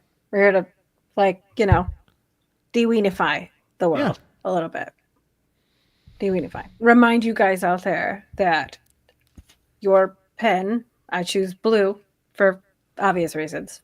Well, maybe not obvious, but I choose blue for reasons. Anyway, your pen has a lot of power, which Yeah. means, like, you, the meat sack, you have a lot of power too. Yeah. So, thank you so much for coming on here today. You're welcome. I could selfishly keep you for hours, so I think 3 and 10 is probably a good spot to wrap up. Good. Not that I want to. Will you please, please, please come back? I'm begging you. Sure. Like, Sure. Why I not? mean, oh, so I even have to get on my knees to beg. All right, guys, let's go. Oh, who knows? It isn't done yet. Who knows? Oh, I'm looking forward to part 2. That'll be so much fun. Brandon, you are not only a beautiful soul, you're a pistol, a pickletarian, the king. Thank you. King. Yeah. Oh, bless you, sir. All right. Where can they find you? All on Twitter will be posted down below. I'm not going to make you painfully go through all of your socials, where to find you. If you can't find out how to find him, then you don't deserve. Well, okay, that sounded a little harsh, but I strongly encourage you to don't be a weenie, get a No, backbone. nowadays, if you can't find me, it's pretty awful. I don't even know how you feed yourself. It's just, I've been on like 170 shows or something, and just everything. I get like 80,000 people to my 3 websites per month. It's a pretty big operation now. It's, I mean, to from where your first website started to where you are today, and watching this like flip over months is like, damn. I know that you don't sleep. I sleep very well. I sleep 8 hours every day. Yeah, I'm I only sleep very teasing, but, well. like, what I meant is, like, you have the energy of somebody who sleeps so well that it seems as though it's effortless for you. Yeah, I enjoy it. I think that's really all it is. You have to find a reason to enjoy things. When I first started doing litigation, I found it very unenjoyable. And then I slowly started to find things that I found enjoyable. And then probably about a year into it is when I started to find it terribly enjoyable. But it was all just part of the process of understanding it and getting better. I mean, getting your ass beat constantly is not typically the most enjoyable thing. And that's what is going to occur. No different than going into a UFC fight. Joey Kimbrough, my right-hand man, he got a bunch of wins right out the gate. And me, I've had nothing but just absolutely just losing teeth constantly. But I decided I was going to play the game on the hardest difficulty from the very beginning. I was going to sue banks and governments for hundreds of millions of dollars right out the gate. Which, if I could go back and change that, I wouldn't, because I'm okay with losing. But if someone felt very overwhelmed by that, and they felt very beaten down by losing miserably over and over again for an entire year, they could choose a smaller amount with a different kind of target, and they could probably get some easy wins under their belt. I as long as I'm learning every single day, I feel like I'm winning every single day. So it also comes down to your own personal definitions. I don't think of winning as winning a lawsuit. I think of winning as I learn a new tactic, I understand something, they file something in, I'm like, what the fuck is this? I'm talking to Joey about it. Oh, that's why they did this. Okay. Oh, that's why the judge did this. Oh, okay. How do you file an appeal? I need this, I need that. Just filing in the appeal. And then they, oh yeah, okay, good, thank you. And they open up the appeals case and they send me the briefing schedule, and it just everything, filing in a motion to dismiss, filing in a response to a motion to dismiss. It's like, wow, I just went on Pacer and filed in a response in opposition to a motion to dismiss. Holy fuck. There's like not that many people in the world that can do that. Just that alone is like special. So have I gotten my ass beat terribly, horribly every single time? Yes, definitely. But am I moving and inching ever so slowly towards the big victory? And am I enjoying learning? And am I growing massively in the process, reading all these old cases and seeing the philosophy of America and seeing the history of America and learning more about the justices? We haven't had that many Supreme Court justices. They usually have a lifetime of seating. So it's like these are lifetime people. We've only had, I mean, I don't know how many we've had in the entire history of the whole country. It's not that many people. You start learning about our like Kavanaugh and all the bullshit he went through with all the liberals. And we have Clarence Thomas. He's going through absolute hell. He even talks about it in his speech at the Library of Congress, which is a fantastic speech, by the way. Everyone should listen to it. He's a phenomenal speaker. I really hope he responds to my letter.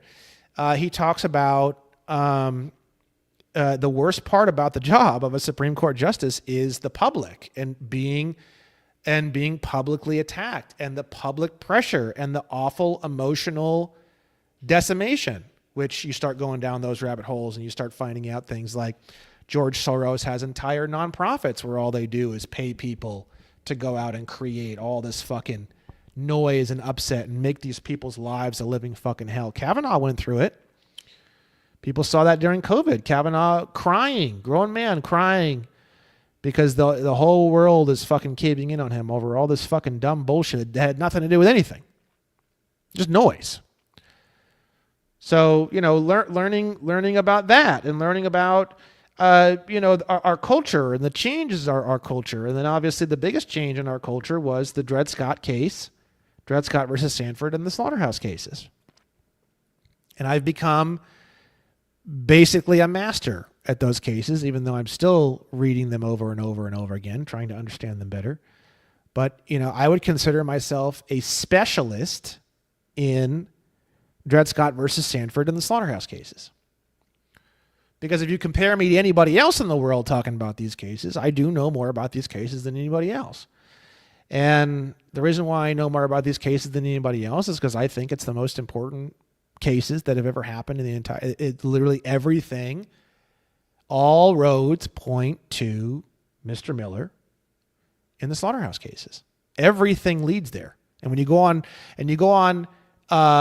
it's super creepy. You go on anything, you go online, you go on these, and there's all this weird stuff. You go on AI, you start talking about the slaughterhouse cases, it'll say things like, oh, it's a dead letter. And, because of so many changes in the culture, it doesn't really apply anymore. And they'll go on this whole gaslighting fucking horse shit.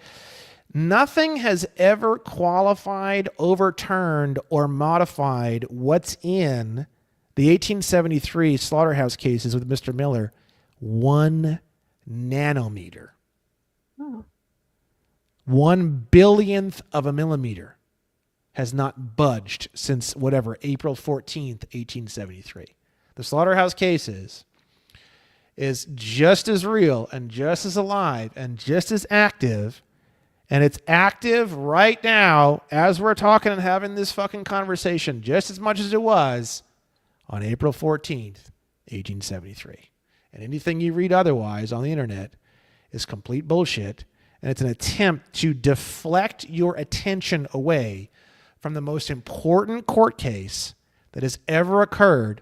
That is the difference between life as a slave and life as a free white person in America.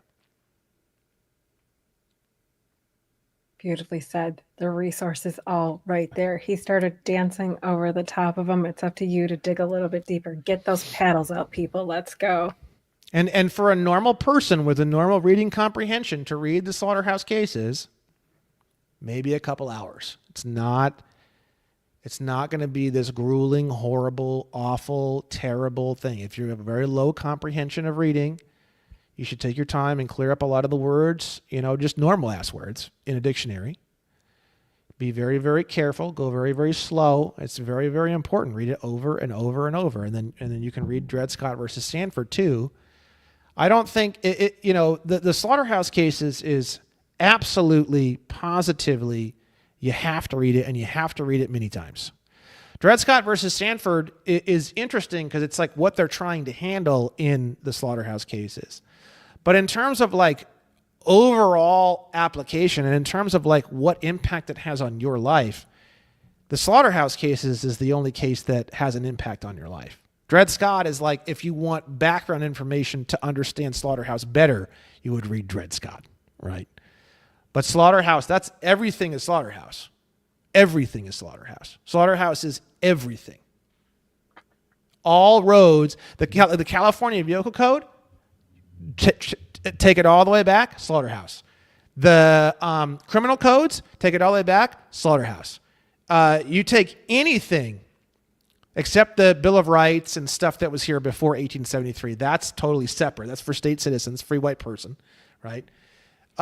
Everything, you start looking at like, when was the California Vehicle Code? The original version was from, I think, 1915. Where did that come from?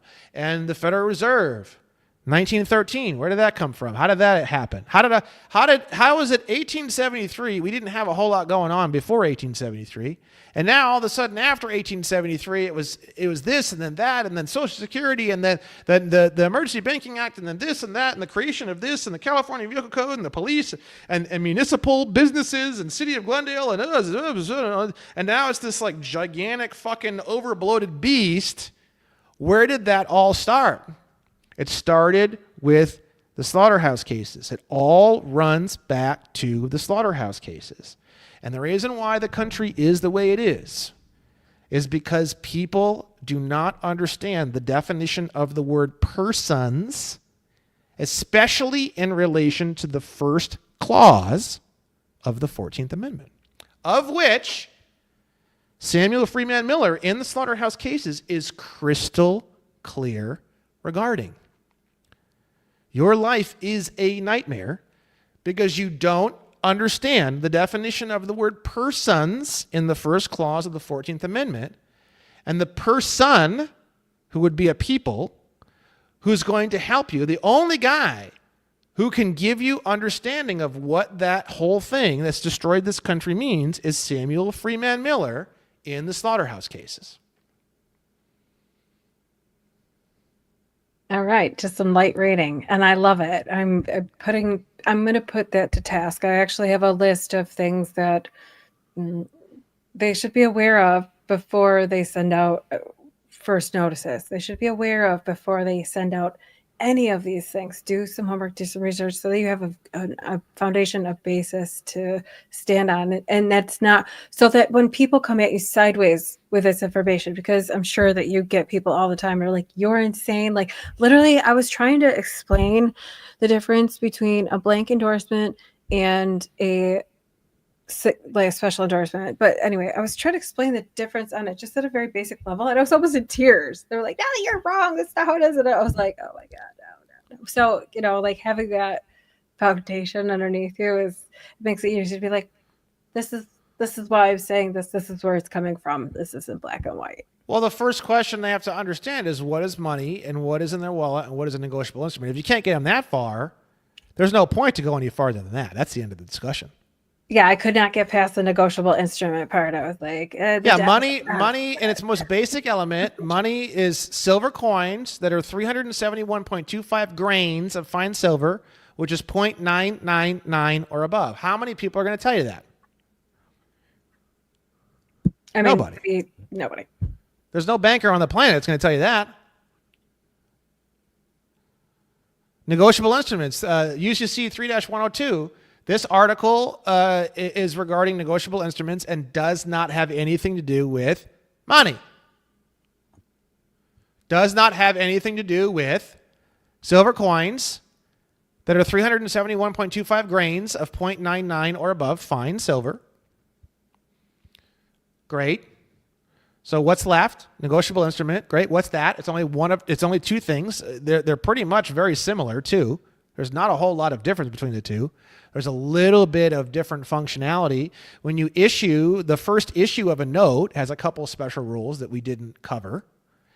And a draft has a few rules, and a draft can be converted into a check, which means that now it's under UCC Article 3 and Article 4. So that can change things a little bit. But overall, they're really very similar things. And in fact, you might have even seen that little box that I have in between the two where it says, one of the rules is if you have something and it's sort of like a draft and a note at the same time, or it could kind of swing either way, the holder can do either one. You can go either way. If it's kind of in the middle somewhere, you can literally, as the holder, you can just go either way, whatever you want to do. It's part of the rules. So are these two things even that different? Not really. And then what are the two things? You have an unconditional promise and you have an unconditional order to pay. And that's it. That's the whole conversation. And if you can't get them that far, going into endorsements, that's way too much. Way too much. Way too much. If you can't get to the first yard line, why would you try to talk about the 35-yard line? Do you know what I mean? Because I'm throwing Hail Marys here. I'm like, something's got to stick. Like, somebody's got to be in the end zone. I've got balls to throw. No, you got to take them from the first yard line up, and if you can't get them there, you tell them to go fuck themselves. That's how you do it. Otherwise, you're going to go crazy. I'm new to this. I'm learning. I'll like ease off the gas a little bit, but the excitement really with the information that is so downloadable to me.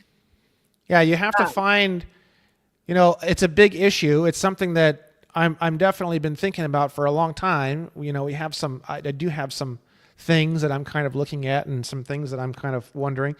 We definitely have a community issue. I mean, part of the problem with the community issue is that we're creating a whole new race of human beings. 2 years ago when I was talking about this shit, there wasn't even anybody for me to fucking introduce you to. It was really just me and a few other people, right? And then obviously that's changed, and COVID changed a lot of that too, right? I started this in the middle of, it depends on where you are. In California, I was kind of still going. COVID, right? So the thing is that the community is really the issue, because the amount of relationships and marriages that are completely fucking destroyed by this information. I could run a massive graveyard company, and I'd be so rich if I just sold graveyard plots to relationships and marriages. Now, as far as I'm concerned, if this information destroys your fucking marriage or your relationship, I'm doing you a fucking favor. That shit should have died a long time ago. And the other thing is that people change. You love that person, they loved you 2 years ago, and then you know what? Shit happens and things change. Sorry. If it didn't, what's the point of being alive? So as far as I'm concerned, I'm doing people a fucking huge favor. Plus, a lot of the people I've talked to that are in that condition, they argue and fight, and it's a normal thing. It's been a normal thing for a long time. Well, that's not a fucking marriage. That's not a fucking relationship. Where I'm from in Indiana, you hate each other until the day you die, but the Lord says you don't get a divorce. And I'm sorry, fuck that. We weren't put on this planet to be slaves to some bullshit. I'm not anti-Christian. I think that's actually a misunderstanding. Coming from a guy who literally the whole fucking country is destroyed because of a misunderstanding of one fucking word and one fucking clause of one fucking amendment by a guy who's literally clearly said it's not anything like what people think it is and just no one fucking reads it. The idea that, Christian literature or whatever was severely fucking misunderstood or something happened and people started thinking that, you can never get a divorce or whatever. I don't know if it's true or not. I don't know what it is, but it's bullshit. We weren't put here. Christ doesn't want you to be a prisoner to your fucking wife or your husband. That's not why we were put here. It's just bullshit. It's got to be bullshit. Someone has a misunderstanding. It's this martyr fucking mentality of let me slit my fucking wrists for something better for the kids or for whatever bullshit reason. It's bullshit. If you're in a marriage or a relationship and you don't like it and you're unhappy and you're in it for financial or economic reasons, or you're in it because you have low self-esteem and you don't think you can get anybody else, or for a lot of guys, it's a steady source of sex and you're not going to get sex from anybody else because you think you're a fucking dumb piece of shit.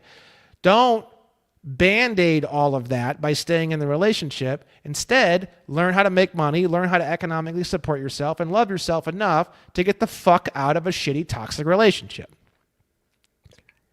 And if I can help you by burning your fucking boat to the ground, by giving you information so intense that it causes your relationship to literally there's nothing you can do but watch the boat explode and to watch the raining fucking pieces of burning wood hitting the top of the ocean.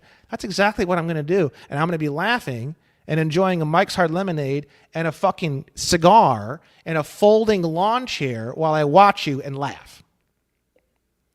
Because that's exactly what needs to happen. Yes, yes, yes. I would have put it just a little bit differently in the way females might have put it. You would have added a little rose to it, right? I mean, that's right. I would have left all of that just a little touch. Get a little touch. But it's so true. Everyone out there, life is so short, and don't let an amendable and a notable piece of paper drag you down. If that's like what's stopping you with all of that. But if you're doing it for the kids, then do it for the kids. Because if you're staying in a marriage, a toxic marriage, then you're not helping. Like, this is a whole different story. It could go a million ways sideways. That's why I'm so excited to have you on, because I know that you're just such a wealth of like knowledge on this one. Like your book, poof, on that one. If you're in a relationship and you want to keep that relationship alive and you want to be able to grow into the porch situation where you're both sitting there and you're actually happy and you love each other so much, you got to read Brandon's book. Because for me, that was a huge eye opener for me years ago. Love is a battery? Yes. Yeah. Okay, cool. Very cool. You have to plug in, period. But because like I'm totally just going to cheese off on that line. But love is a battery that you have to. I'm going to tell you. Like, I am going to tell you what you have to do. If you're in a relationship and things are bumpy and you're just frustrated, you have two options. You can recognize that they have a different level of fear than you do. And are you willing to stay on that plane of fear and level and vibrate in that fear? Or is it just a matter of clearing the air and helping them to understand the level where you are, what you're doing? And, you got to be able to hear those things clearly from your partner. It starts with listening, too. Yeah, I mean, I have a zero tolerance, and I always laugh and joke. I always say, I'm going to close the window before I throw you through it. That's always been it's called defenestration. Literally, there's actually a real term for it. It's called throwing a person through a window. But the term defenestration doesn't define if the window is open or closed. So I specify that, let's say the window is open, I close the window, then throw you through it, right? So for me, if you're toxic, if you fuck around, if you waste my time, close the window, throw you through it. Right. And the thing is that if people know that and it's very, very clear, all of a sudden they don't get upset anymore. It's magic. They're like, they just know, I'm either going to go through that glass or he might even throw me hard enough. I'm going to just pick you up and throw you. Like, yeah, if you're toxic, you go through the window's open, I close it, and then you go through it. So if you want to go through a closed window, just do something toxic. It's very simple. That's the easiest way to throw yourself into your own dumpster fire. Yeah, it's easy. It's so easy, right? So at that point, everything becomes very, very simple. Super, super simple. And I know having kids and stuff, obviously, I don't have kids. I'm not going to talk about that because I don't know. I don't know everything about everything.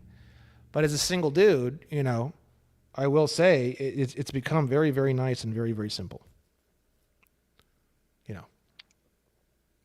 I hear that because there's a lot of complication and there's a lot of noise. And if you have somebody who's scared all the time and the other person's brave, it's like trying to, you're dragging around like dead weight.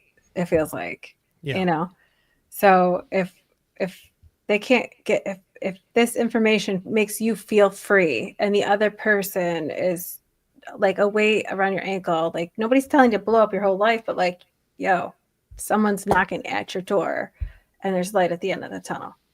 Right. Yeah, and you build it up like a gradient. You start off a little bit. Then maybe, a few weeks go by and you're like, listen, man, I'm getting really into this shit. And to be honest, it's really cool. And I can tell it's already starting to put some distance between us. I could see this in a few months going in a direction where it could really cause a huge rift between us or whatever. And I'd really appreciate it if I could share it with you. I really want someone to share it with. There's not a lot of people into it, you know. You can even go down that road, and then, you know, you've informed them that there's this gap that's getting bigger, and you anticipate it getting a lot bigger, and it's going to get bigger if this happens, you know.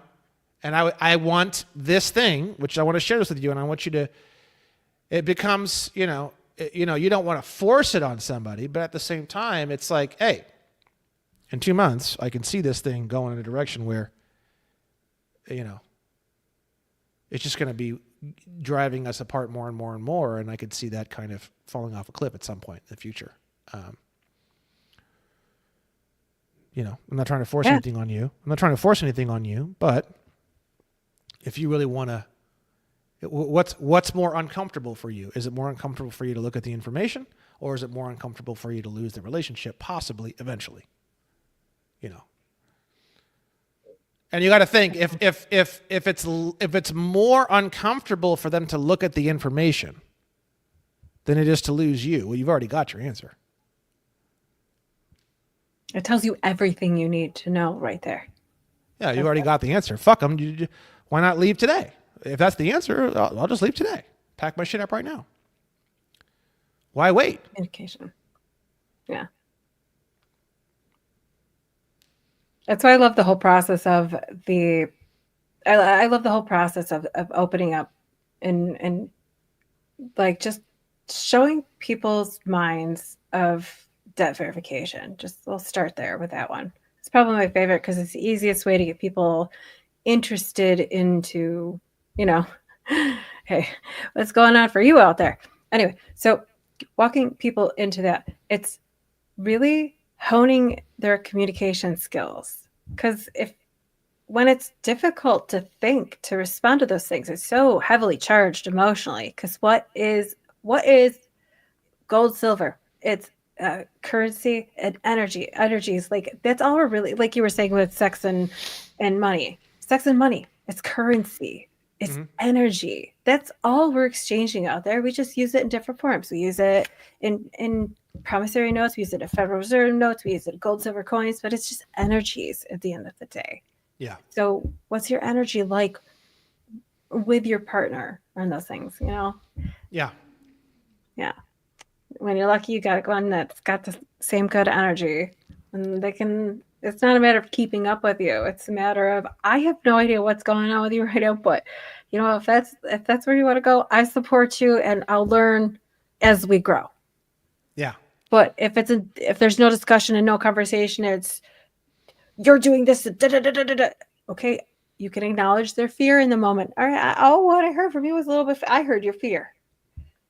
So if you're willing, and then if they're willing to work with you, then you know you don't have to throw them out the window. But if they automatically shut you down, shut you out, walk out of the room, shut the door, end the text, any kind of like slam, done, firm, I'm done, I'm not interested in this communication. As soon as they give you the first indication that they are not interested, don't waste your time. Well, I know a lot of women specifically, they love the information, but they're terrified to take actual action. Now, that makes sense to me. If you're consuming the information, you're interested in the information, you're watching the podcast, you're taking notes, and then when it comes to actually pulling out the gun and pulling the trigger, you're just absolutely fucking terrified out of your fucking balls. That makes sense to me. That actually makes sense to me. But someone who won't even listen to anything, they won't even look at the information, and they treat it like someone's trying to do like some kind of like voodoo seance, that's just fucked. I just can't understand. How could you not be interested in this? Like, what kind of fucked up, dumb, demented, super weird, illusionary, fearful, low self-esteem fucking condition you got to be in to not even be interested in hearing anything about any of this information? I just don't. It just does not make it. It literally has to do with every inch of every single person's life. I can see that a man doesn't want to learn how to sew. It's irrelevant. I can see that a woman doesn't want to know how to fucking rebuild a carburetor. fucking irrelevant. I can see there's a lot of things that make sense to me. This information has no gender basis, and it severely and terrifically affects everyone's life. If you are a mountain man and you have no cell phone or phone line, and you live off the land by chopping wood, this information would not apply to you. Now the problem is that eventually it might. I mean, it's growing more and more and more. Technology and all these things are growing more and more and more out into the wilderness. So even though you may be out in the wilderness and none of this applies to you now, it may apply to the next generation of whoever's after you. If you don't have any kids, then that's relevant too. So, but besides that very, very specific class or subclass of demographic of individual, this information applies to you, and applies to you in a massive way. So why a person would be just completely unwilling to learn or hear anything about any of it, just they must have some very extremely weak grip on reality, and in their mind their reality their grip on reality is so weak that the slightest little provocation or motion against it causes them to feel so fucking uncomfortable. Well, that's they have a very, very poor grip on reality. And maybe, it's just like that saying, sometimes the best thing to do is just to let go. And we hold on and we hold on and we hold on. We let go. We go through 2 weeks of pain. We come out the other end. We're like, fuck, I should have done that a long time ago, right? It's the same fucking thing with these fucking people. You should have your fucking reality shattered. Your life is shit. You work as this piece of shit fucking whatever, and you come home at night and you drink fucking domestic Miller Lights and fall asleep in front of the television every goddamn day. You're getting fatter and stupider by the fucking minute. Your reality should get fucking shattered. Fuck you. I'm doing you a fucking favor. At a certain point, you can almost push it like that, but that's kind of like, that's the last bullet in the chamber. By the time you hit that point, you're just trying to break their reality, and then if you can't, you just have to leave. There's nothing else left. If you go down that path and you fire that sixth round, and then you stay around, you're writing your own prison sentence at that point. That's right. You are. I really love the way you just put that. I really do. So I don't think you should come out the gate hot as fuck with a flaming axe trying to break your lover's reality, and fucking, that's pretty bad. I think it should be like you got a revolver, you got 6 bullets. Bullet number 1 is, hey, I got this cool thing, I really want to share it with you. Bullet number 2 is, you're walking around the house, you're listening to this stuff, and they see you, and you're laughing, and you're having a good time, and you're feeling good, and you are working on some documentation, and then they, what are you working on? Bullet number 3 is, hey, I've been working on this stuff for a few weeks, and I really want to share it with you, and I just don't really have anyone else to talk to. I know you maybe don't want to really hear it, but like, I still just really don't have anyone else to talk to, and I just really want to share this with somebody. Like, can you just like, even though maybe you're not thrilled about it, can we still talk about it even though you're not thrilled about it a little bit, And then the 4th bullet is whatever. Hey, I just want to let you know, this is starting to get, there's starting to become this chasm here, and it's getting bigger, and I can see it getting much bigger. I'm very interested in this subject. Yeah. Obviously, you've kind of put your foot in the sand, and I'm kind of put my foot in the sand in terms of me wanting to push forward on this. And then the fifth bullet is, hey, I just, I'm really not happy with this and where this is going, and things are starting to get kind of dark here, and the chasm's getting much larger, and this is not good. And I just want to let you know that we're moving towards an ultimatum here that's either going to end in us continuing a relationship or ending the relationship. And then the 6th bullet is just try to just break their fucking reality with a goddamn hammer or sledgehammer. And then once that last bullet's gone, if there's still nothing, you have to leave. There is no option. At that point, when you fire that last round and the bullet's out, you have to fucking leave. Doesn't matter. Doesn't matter if you're going to be homeless. Doesn't matter if there's kids. I don't give a fuck. You have to go at that point. And there are solutions. There are solutions. There's so many women get tied down in those relationships because of money, because of their self-esteem.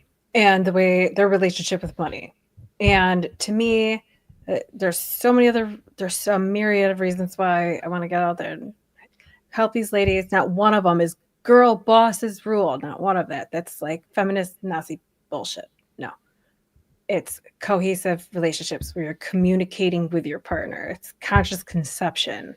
It's really it's about healing those things. And sometimes when you've been married for a long time, if you find yourself in that such a contentious relationship, if you find yourself in contentious, are you fighting, are you jockeying for the alpha position, or are you jockeying because you're genuinely concerned, because you're afraid that that person's going to get themselves into something that's going to get them in so much trouble that they're going to get like thrown into the pits of fiery hell and you're never going to see him again. So there is a difference between, I don't want to hear anything from you, you're nuts, I want to control everything you do because like I can't handle that insecurity. Like I can't handle that upset in my life. Oh, and I don't know what you're doing. I still think you're nuts, but I'm here for it. All right, I'll listen to you. I'll chat. Like everything you just walked through. There's two sides. Are they willing and open, or are they going to shut it in your face? Because if they're going to just shut that door in your face, take your foot, put it in the door, and kick it open, and go, I'm not done yet. Because that little spark that brought you here, that little spark that's igniting that flame in you is going to get a lot bigger. But you gotta open the window. You gotta fuel the flame. You gotta feed it, right? Yeah, and for any women specifically that are in relationships that have not been going that well, a couple of books that are really, really, really, really, really fascinating is by Michelle Langley. I don't think they're in print anymore either, which is a real shame. You could probably just download PDFs. It's called Women's Infidelity. Mm. And it's a breakdown of the entire timeline of the female psyche. Like, for example, it takes a long time for women get unhappy in a relationship, and then they stay unhappy and they make excuses for a long, long, long, long time. And then eventually when they finally decide that they've had enough, that's it. Like there is no way to come back from that. And if any man like closes the woman to like come back into that, it just makes things 10 times worse. By the time a woman has gone through enough torture to actually be done with the relationship, that's it. I mean, it's, and then dudes, it's super weird. Like guys will all of a sudden tend to realize that they fucked up at that exact moment. It's like a weird spiritual, like fucked up nightmare that we go through as human beings, right? So as soon as the woman 2 years or 3 years into an unhappy relationship is like, that's it, I'm done. I'm going to either fuck another dude or I'm out of here. Then all of a sudden the guy like wakes up like, oh shit, like maybe I'm doing something wrong or whatever, right? But by that point it's too late. And then the whole polarity of the relationship flips. And then the guy starts running after the woman, which drives the woman away even faster because she's already opened that door. And that's where everything that's the cycle of the destruction of a marriage when there's kids involved and stuff like that. Very, very. So when you read the book and you realize you're going through the same shit that has been the fucking way that these things have gone down for forever, since the dawn of fucking men and women in marriage, it all of a sudden, this horrible, atrocious nightmare that you're inside of doesn't seem so bad anymore because it's just normal, really, that kind of behavior, right? And then what you want to do is once you spot that you're in this cycle, just speed it up. If you said no and you're done and you're kind of waffling and he's begging you and all this, just realize, when you read the book, you realize that's it. I made the decision, and as a woman, it's never going to happen. And if I go back, it's going to make things 10 times worse, and I got to walk away. That's it. You just end the cycle. That's right. And like a Band-Aid, man. Like you said, hurts for a couple of weeks. You're like, ugh. But then once you realize that you no longer have to bear the burden of that BS, it's super free. You're like, oh, it's 79 and sunny out. Let's go. Get a little bit of pep in your step. You get a little bit of energy back for, because it's not constantly being sucked out of you like a vampiric source. Anyway.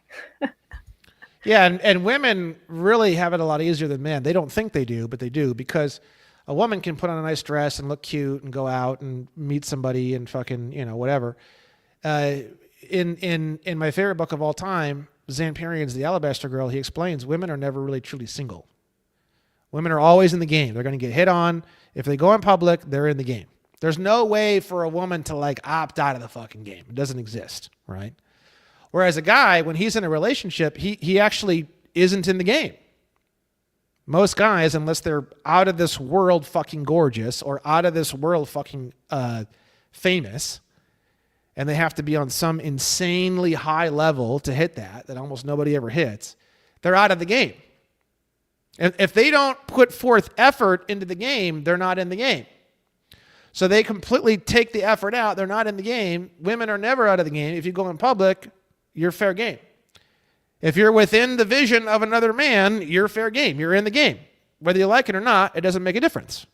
So women are never really single.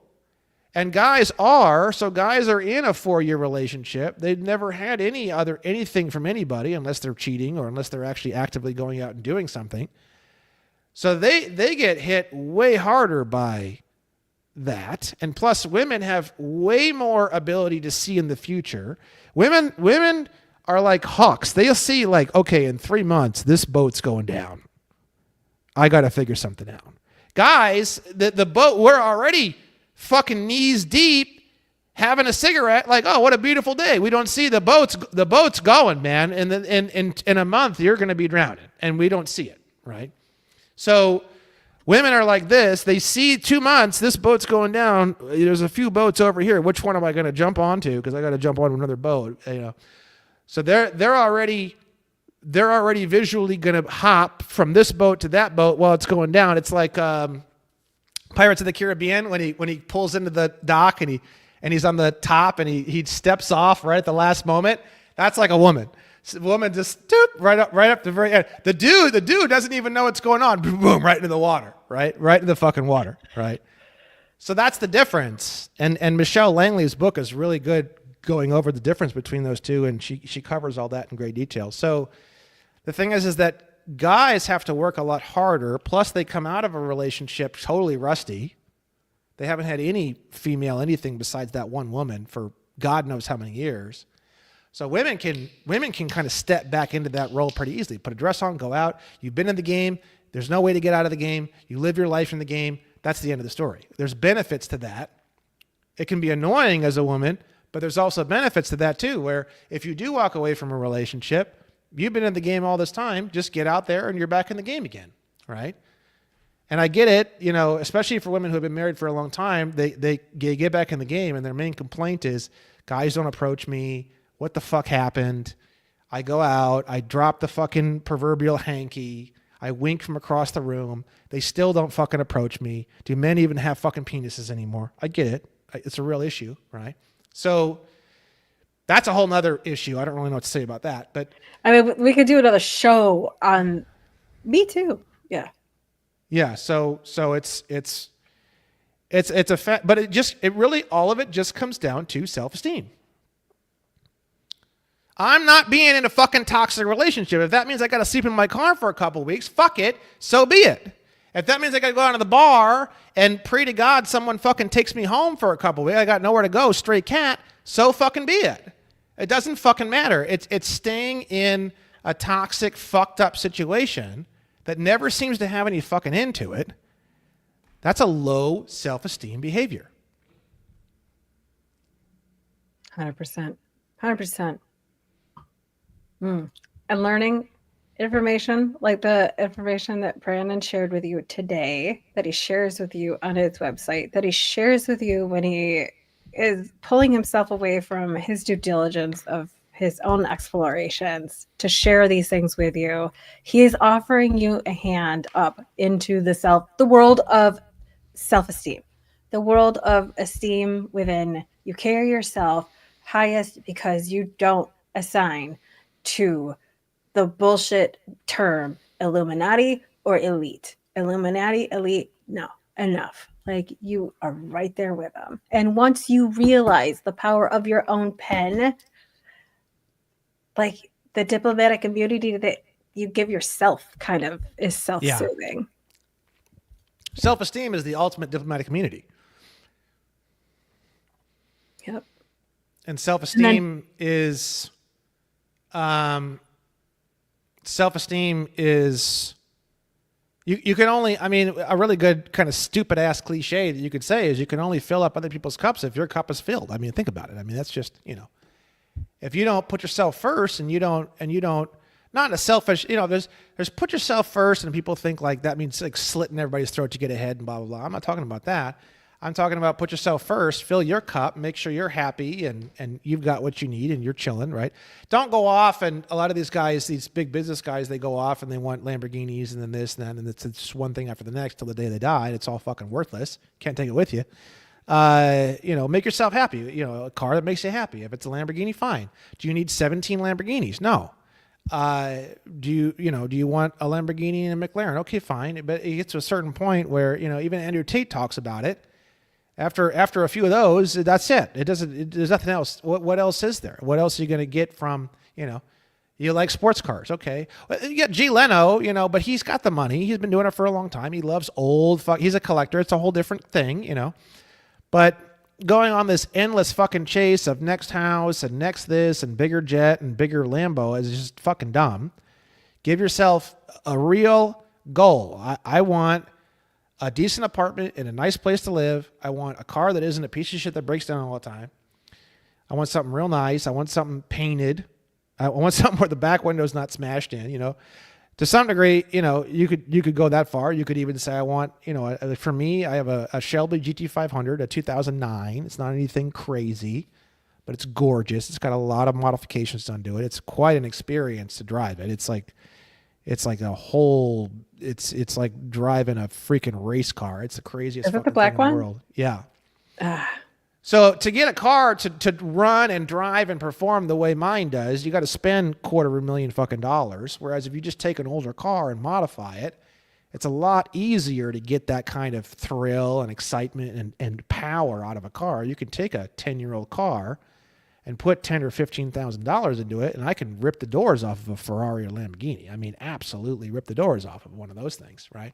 And it's just fun to drive. So within the scope of some reality, it's like, what do I need to feel pretty full for myself? And then now at that point, I feel like things should shift for you. Things should shift to making a family or creating a business or helping the whole world or a particular race or a subclass or whatever.